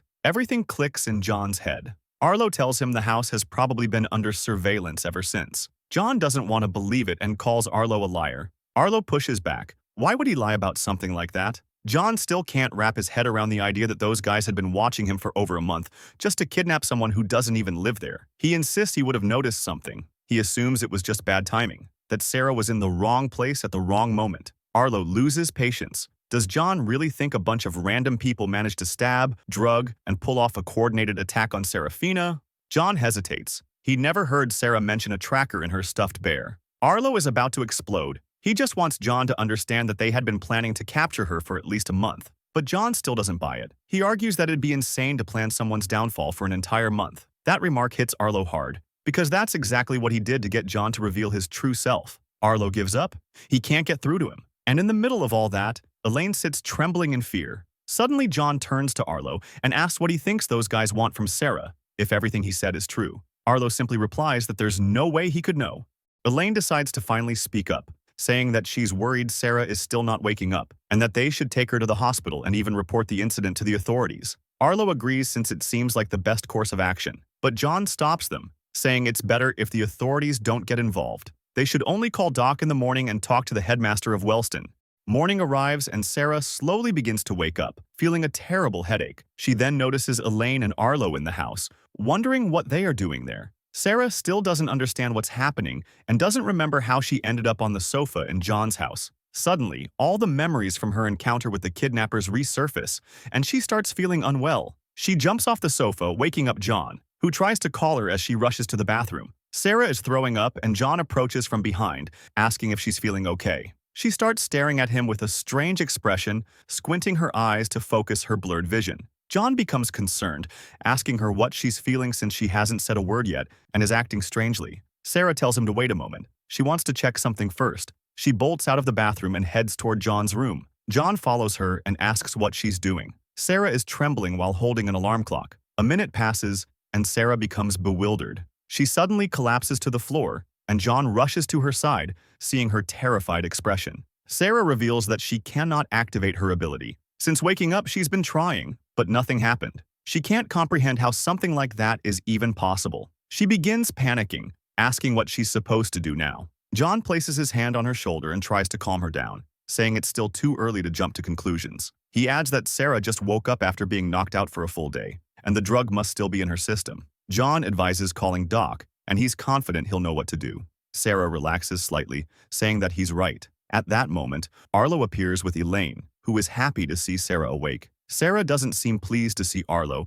and asks what he's doing there, but Arlo only replies that he's glad she's awake. John interrupts, explaining to Sarah that he called Elaine to help her wake up and, by coincidence, Arlo was with her. He adds that the night before, some guys broke in and tried to take her, probably the same people who drugged her, and thanks to Arlo, they managed to stop them. But since one of the intruders had an ability dampening effect, they couldn't capture them. John ends by saying that everything turned out fine since she's safe, while Arlo watches him, realizing how fake he truly is. John then thanks Arlo for his help and calls him Buddy, irritating Arlo to an unbelievable level. Arlo can't believe John is acting like a completely different person. Arlo tells him that he's not his buddy, while Elaine stays silent, careful not to reveal anything by accident. John asks Arlo to lend him his phone to call Doc, and adds that some jerks broke his, exposing a hint on his true personality. Arlo hands him the phone, asking if he really has Doc's number. John says that Doc didn't think he could take care of himself, so he gave him the number in case of emergencies. John starts dialing, while Sarah looks down at the floor, still deeply concerned about her ability. The Doc picks up his phone, revealing that his name is Darren. John immediately greets him, and at that instant, the Doc hangs up, causing Arlo to let out a soft laugh. Arlo is amused to see that John really has someone backing him up, and John tells them not to worry, he'll just call him again. John waits, and the Doc picks up once more, but this time he starts yelling, demanding to know what the hell John wants on a Saturday at 7 a.m. The Doc is about to hang up again, but John quickly says there's something wrong with Serafina. The Doc asks what exactly is happening with her. John replies that they're not sure yet, and asks if they could meet at the infirmary in half an hour. The Doc starts yelling incoherent things and hangs up loudly. Arlo asks what the doctor said, and John responds that everything's fine and they should head out. At Wellston's infirmary, the Doc tells Sarah that everything appears normal, and that it's the first time he's seen a drug capable of suppressing abilities. He took a blood sample, and will inform her once the analysis is complete. The Doc explains that the effects shouldn't last more than 4 days, and if her ability doesn't return, she should come back. Darren then asks John if they already spoke with the headmaster about the situation, and John confirms, saying that Elaine and Arlo are handling it. The Doc advises them to keep all this information to themselves since other students might try to take advantage if they find out. He glares at John with frustration, saying he doesn't need more work on his plate. Darren tells them they're free to go and warns them not to call him again, while John thanks him for everything. John adds an apology for waking him up so early on a weekend. Darren glances at him and tells them to leave already. He keeps grumbling, hating that he thought becoming a school nurse would be an easy job without weekend duties. John and Sarah finally exit the infirmary, while Sarah says that this whole situation feels surreal. But John tells her not to worry. Living without an ability isn't so bad, since he's been doing it his entire life. He adds that 4 days will pass quickly and no one will find out. Sarah is still concerned but remains hopeful, thinking her powers will return soon. Meanwhile, in the headmaster's office, he is thanking Arlo and Elaine for reporting the incident. He adds that he'll inform Keen, the head of security, and asks if there's anything else they want to share. Arlo says that's all they had to report and proceeds to leave the office. Elaine mentions that she still can't grasp how those guys managed to escape even with Arlo fighting them. She's unsettled by the thought that they might have more tricks up their sleeves. Arlo tries to reassure her, saying that now the headmaster is aware of everything and will handle it. He asks if there's still something bothering her, and Elaine admits she wasn't expecting John to be ranked so high. Seeing someone like him with that level of power makes her uneasy. Arlo dismisses her concerns. John was always strong. The only difference now is that they have more information about him than before. Everything else is just the same, so she shouldn't worry. Arlo yawns and decides to head back to sleep, advising Elaine to do the same since she stayed up all night healing them. They go their separate ways, and Elaine remains in the hallway for a while, smiling. She feels more at ease. She's sure that after a while everything will return to normal, with John pretending to be a cripple and Serafina keeping him in check. A new week starts, and Serafina enters the campus as usual. Everyone turns toward her, surprised to see her back after some time. They start whispering, wondering what she did to get suspended. Sarah walks through the hallway, noticing how everyone gets intimidated by her presence, and in one of the newspapers, she spots an article discussing her return after a month-long suspension. She keeps walking, drawing everyone's attention, including Blake and Eisen. Blake mentions that she's cool as always, while Eisen starts tearing up, happy to see that she's finally back. Blake calls him a weirdo for crying over a girl, but inwardly, Eisen knows that with Serafina back, he doesn't need to worry about John anymore. With her keeping him in check, the hierarchy is safe.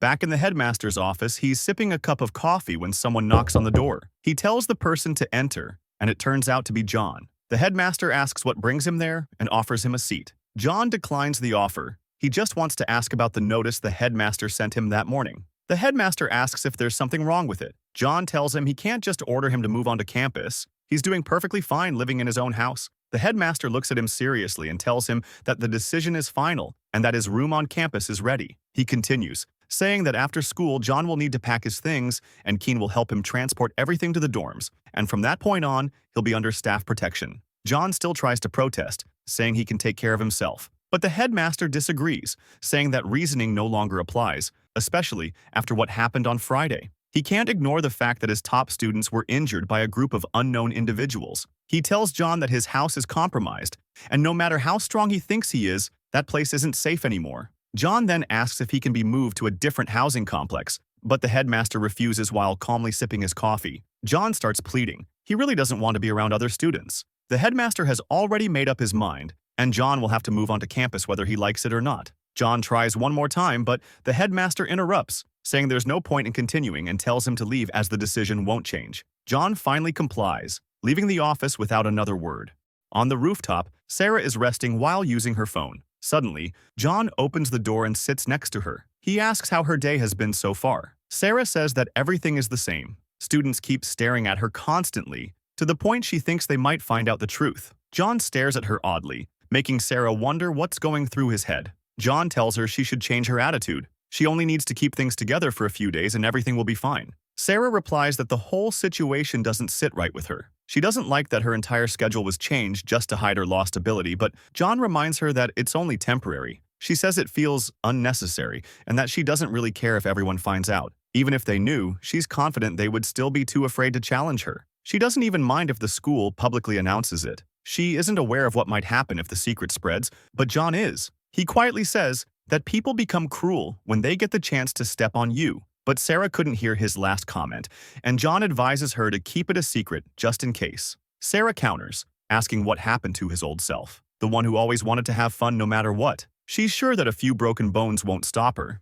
John gets irritated. He enjoys having fun, but that's different from self-sabotage. He's only trying to keep her safe. But Sarah still believes that a couple trips to the infirmary aren't a big deal. John starts getting serious, explaining that when you're in situations where you can't fight, it starts affecting you. Not physically, but mentally. You begin to feel trapped, angry, and disconnected from yourself. Sarah looks away, realizing that John has been acting differently since she woke up. He's colder now, more distant. John tells her there's no reason to risk going through all of that, especially if it can be avoided. He looks genuinely concerned and finishes by telling Sarah to be careful, at least for this week. Sarah finally understands, which surprises John. She says she'll follow his advice. He must be insisting so much for a reason.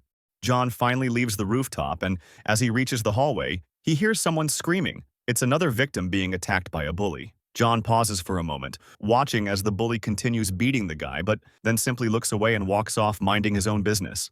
Arlo is now walking down the hallway and spots Blake putting up an announcement on the bulletin board. Arlo calls out to him and asks what he's doing, since it's kind of odd seeing him post flyers. Blake replies that he's just helping Remy and hands one of the flyers to Arlo. He starts reading its contents and is shocked to see that it's a warning about Ember's attacks around the Wellston area. Arlo asks what kind of nonsense Remy is thinking, bringing up the Ember organization, but Blake doesn't understand either. He just tells Arlo that Remy has been asking Ison to analyze Ember's movements. Blake continues, saying that Remy printed the flyers that morning and gave them to him to distribute. She seems almost obsessed with the topic. Normally, she forgets her interests after a few days, but she's stuck with this one for over a month, enough to freak him out. Blake adds that Ember is no joke, since they're capable of taking down superheroes, and he guesses Remy is still sensitive about her brother's death. Hearing that, Arlo remembers that Remy mentioned Ember during their last conversation. Blake asks Arlo to talk with her, but just then, Remy appears.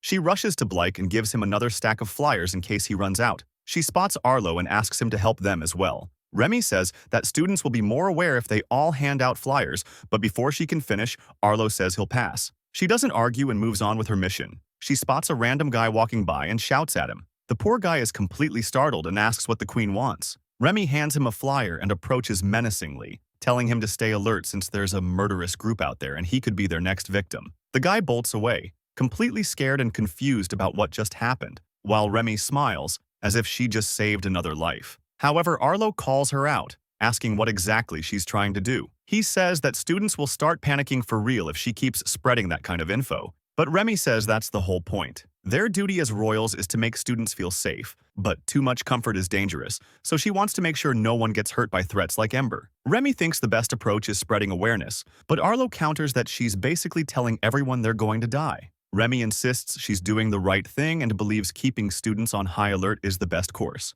Arlo starts getting strange vibes from the situation and glances at Blake, who is signaling that Remy is going off the rails. Remy rushes off to hand out more flyers, while Blake looks at Arlo, silently begging for help. Arlo calls out to Remy and invites her to grab a drink after school, and she agrees. Remy also invites Blake, but he declines, saying he has to return early to his dorm. Apparently, someone is moving in on very short notice. We move to the Wellston dorms, where Keen is helping John move his belongings. Keen asks if John is excited about living on campus, but John looks completely displeased since he was basically forced to move in. Keen tries to cheer him up, mentioning that living on campus has perks, like not wasting half an hour walking to school. But John counters that he enjoys walking since it helps him calm down. Keen tries to pivot, saying he can still walk around campus, but John finds walking in circles for 30 minutes stupid. Suddenly, a blue-haired boy greets Keen and approaches, brushing past John like he didn't even see him. Keen calls him Zeke and says he's helping John move onto campus. Zeke pretends to be glad that the school cripple is finally joining them. Keen tells him to remind everyone to take care of John. He's too naive to notice how everyone has been treating him.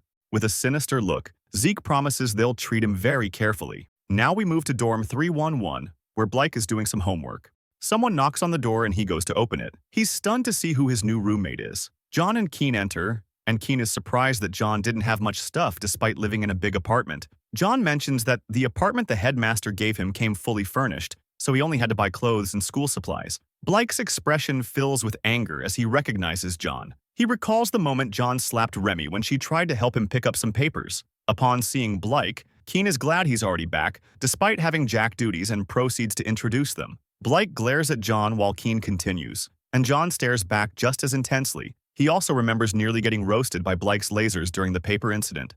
Blake says they already know each other, and Keen immediately senses the tension. He awkwardly grabs both their arms, urging them to smile and forcing a handshake. Both Blake and John are disgusted at having to share a room, but they know they'll have to make it work somehow. Now we are on the street where Remy is running at full speed. Apparently, she lost track of time and is going to be late to meet Arlo. Suddenly, she stops in front of a wall filled with TVs where the news is being shown. She hears that authorities still don't have any leads on Ember, despite facing attacks for a couple of months.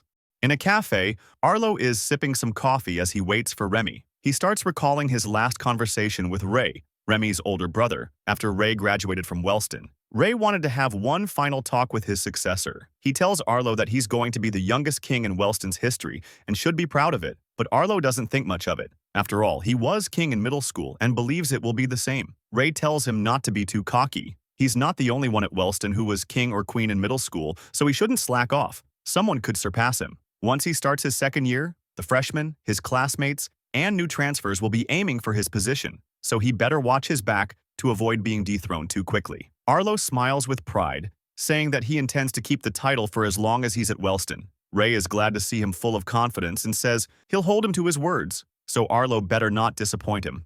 Back in the present, Arlo feels like he didn't keep his promise due to hold the situation with John. Suddenly, Remy enters the cafe, and Arlo mocks her for being late. He tells her to sit down. He's already ordered a drink for her. Remy starts drinking without saying a word, and Arlo asks her to explain why she made him wait so long. Remy tells him she got distracted by the news on TV. They were reporting more attacks by Ember. Arlo tells her she seems obsessed with them, despite them not having anything to do with her. He advises her to stop worrying about it, but as soon as he finishes, Remy stands up and slams the table. She's furious because she feels everyone is trying to ignore the fact that people are dying out there. Remy knows Blake and Eason want her to stop, and she's sure Arlo came to talk because of them. Arlo stoically says she should stop overstepping her boundaries, reminding her that there are authorities focused on investigating Ember, and that's not a place for a high school student. Remy doesn't buy it. She thinks the authorities are just dragging their feet since it's been months, and there are still no results. She starts yelling, asking how many superheroes have to die before someone actually does something.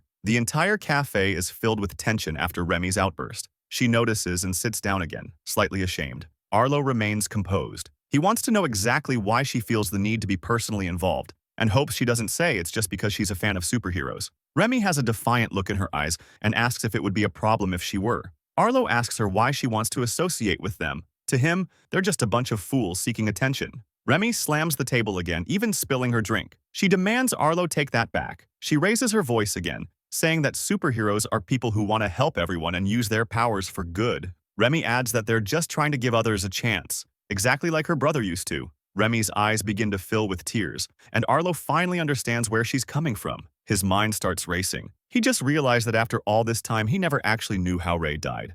Suddenly, a pink-haired girl pours a drink over Remy's head. She starts shouting, tired of hearing Remy talk about superheroes, and says that only idiots admire those maniacs. Remy glares at her with a threatening look and demands an apology. But the girl ignores her and keeps yelling about how her date is being ruined by the shouting. Suddenly, Arlo stands up, saying that what she just did was completely uncalled for. The girl tries to act tough, claiming that her uniform is from Agwin's school, and warns him to mind his words if he doesn't want to get beaten. Arlo starts laughing, and the girl starts fuming. Arlo mocks her, saying he's shaking in fear. Remy joins in, saying she doesn't care which school they're from. She's still waiting for her apology. The girl shoves Remy, telling her to get lost. But as soon as she makes contact, Remy activates her ability and shocks the girl with electricity. The girl stumbles back in pain but doesn't give up. She activates her power, covering her hand with pink energy and lunges forward to punch Remy. But Remy easily dodges and places 2 fingers on her neck, electrocuting the girl so hard she collapses,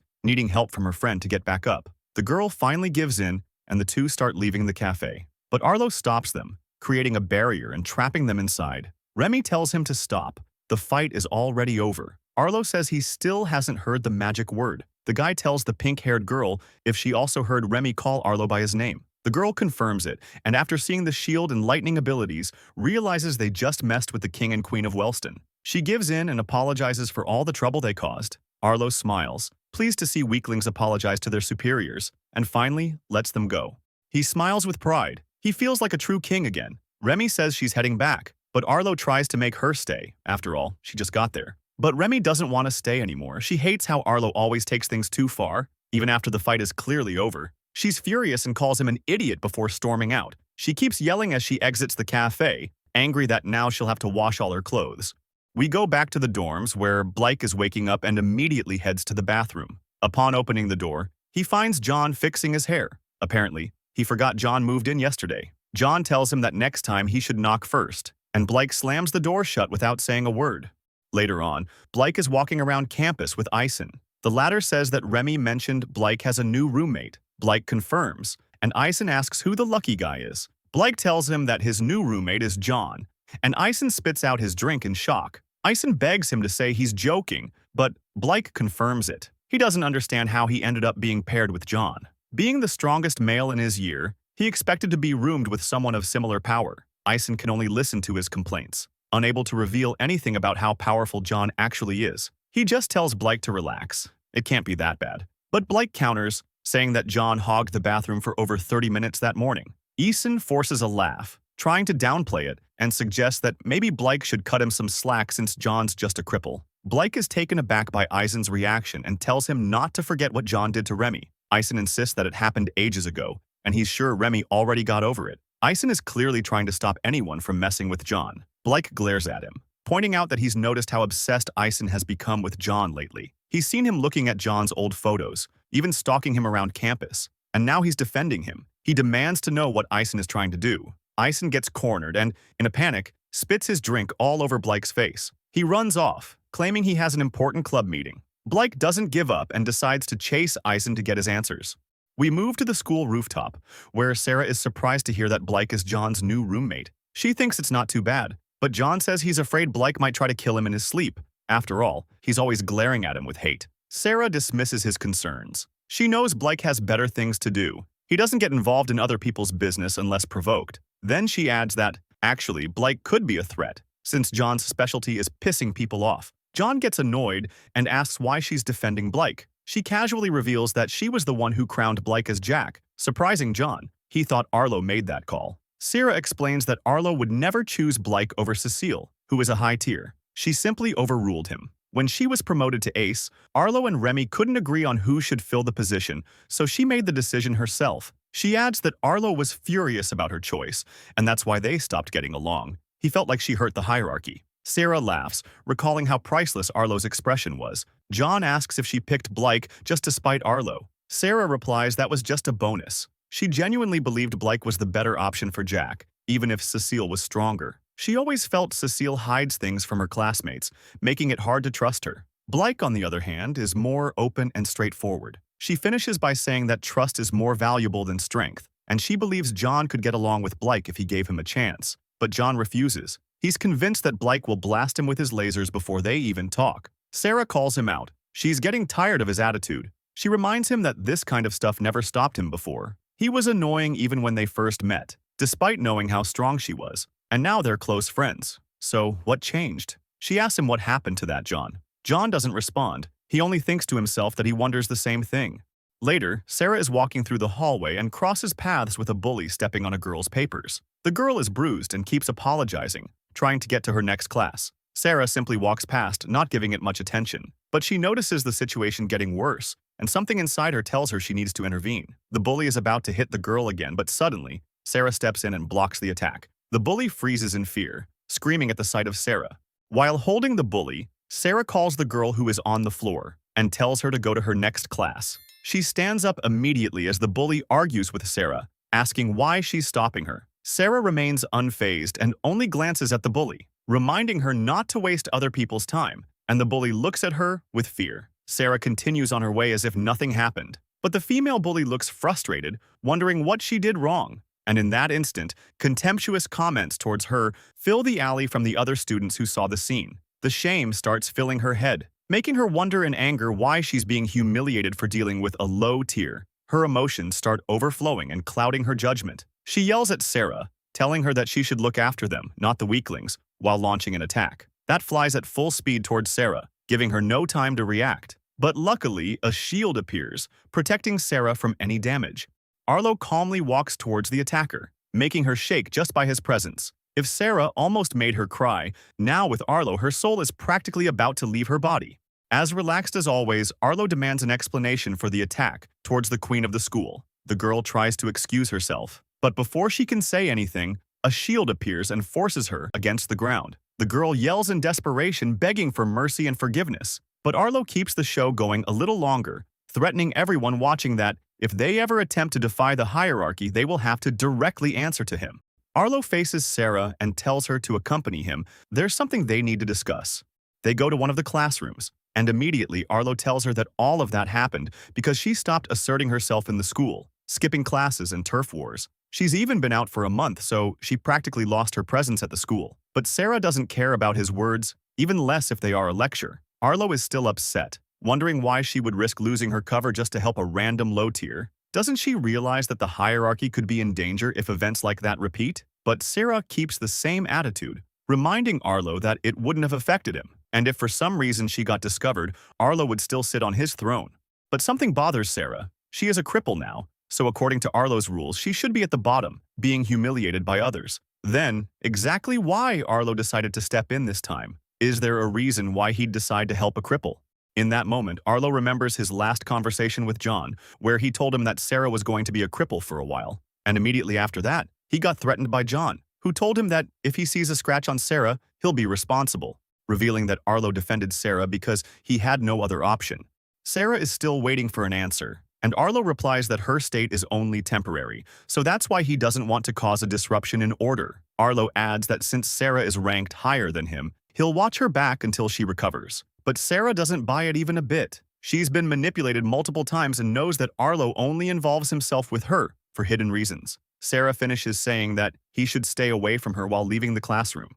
Now outside the school, Sarah is checking her phone. She's scrolling through the calls she missed while being fainted and is surprised to see many lost calls from Fiora, her servant. Sarah is surprised to see that Fiora tried to contact her, especially during school hours. She keeps scrolling and is surprised to see an outgoing call to Arlo the same day of the incident. Apparently, John never mentioned anything about the call. Sarah remembers that he told her that Arlo was already in John's house, so there's no reason to call him and especially hide it from her. Something in John's story doesn't add up and is starting to bother Sarah. She knows that Arlo values his time and wouldn't waste it hanging around with Elaine unless he had something to gain. In that moment, Sarah remembers the state John was in after she came back to his house, and starts squeezing her phone, promising to go after Arlo if he dared to drag John into his plans.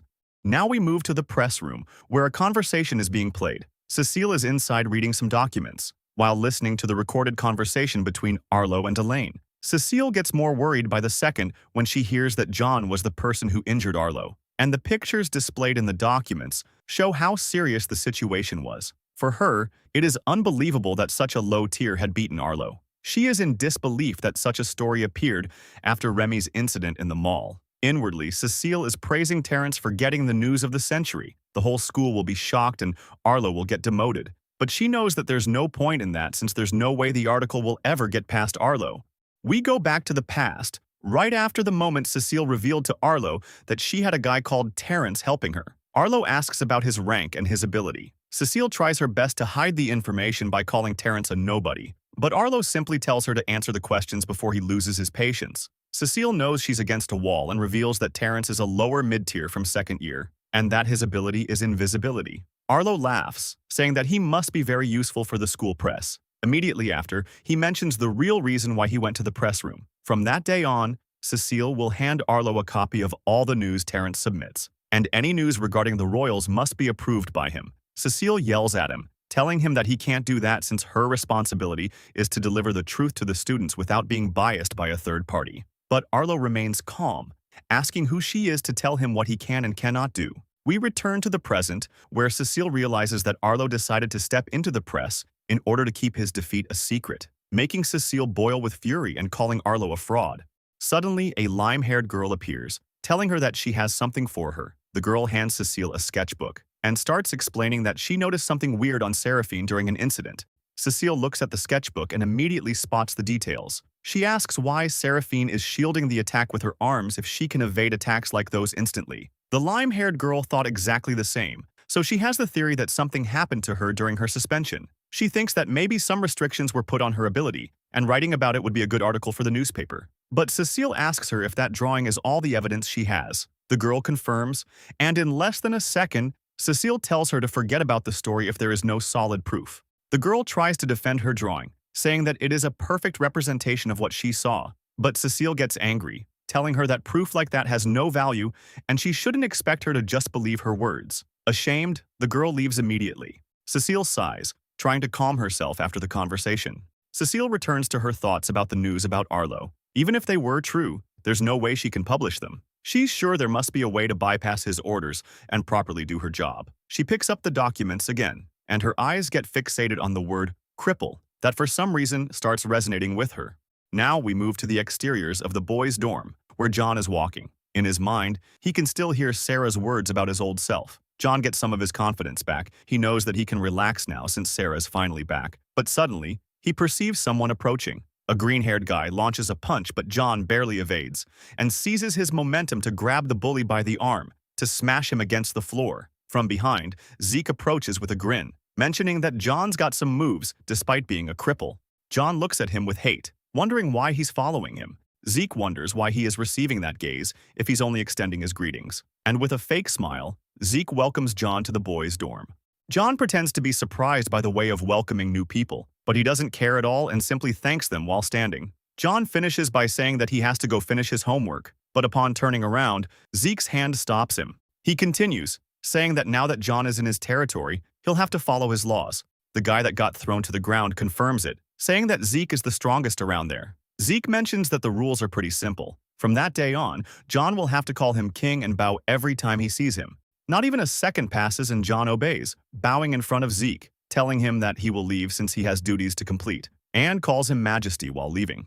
John is already a couple meters away, but the confrontation is far from over. A blue glow starts emanating from Zeke's body while he thinks that he didn't like the tone John used. In an instant, Zeke vanishes from his location, moving through the area at full speed, so much that John didn't notice that now Zeke was standing in front of him. John keeps his facade, asking if the king needs something else from him. Zeke simply smiles, asking if John really thinks that all he said was a joke. And in an instant, Zeke's hand flies towards John, but he gets no time to react and ends up being grabbed by him. Zeke says that Serafina is nowhere to save him and hates the fact that he runs around causing trouble and ignoring the hierarchy of the school. John has no idea what he's saying, since the pressure Zeke is applying on his jaw increases by the second. Zeke is about to teach him a lesson, but John gets tired of his yapping and launches a knee to Zeke's stomach, followed by an elbow that hits perfectly on Zeke's head and finishes by throwing his bag.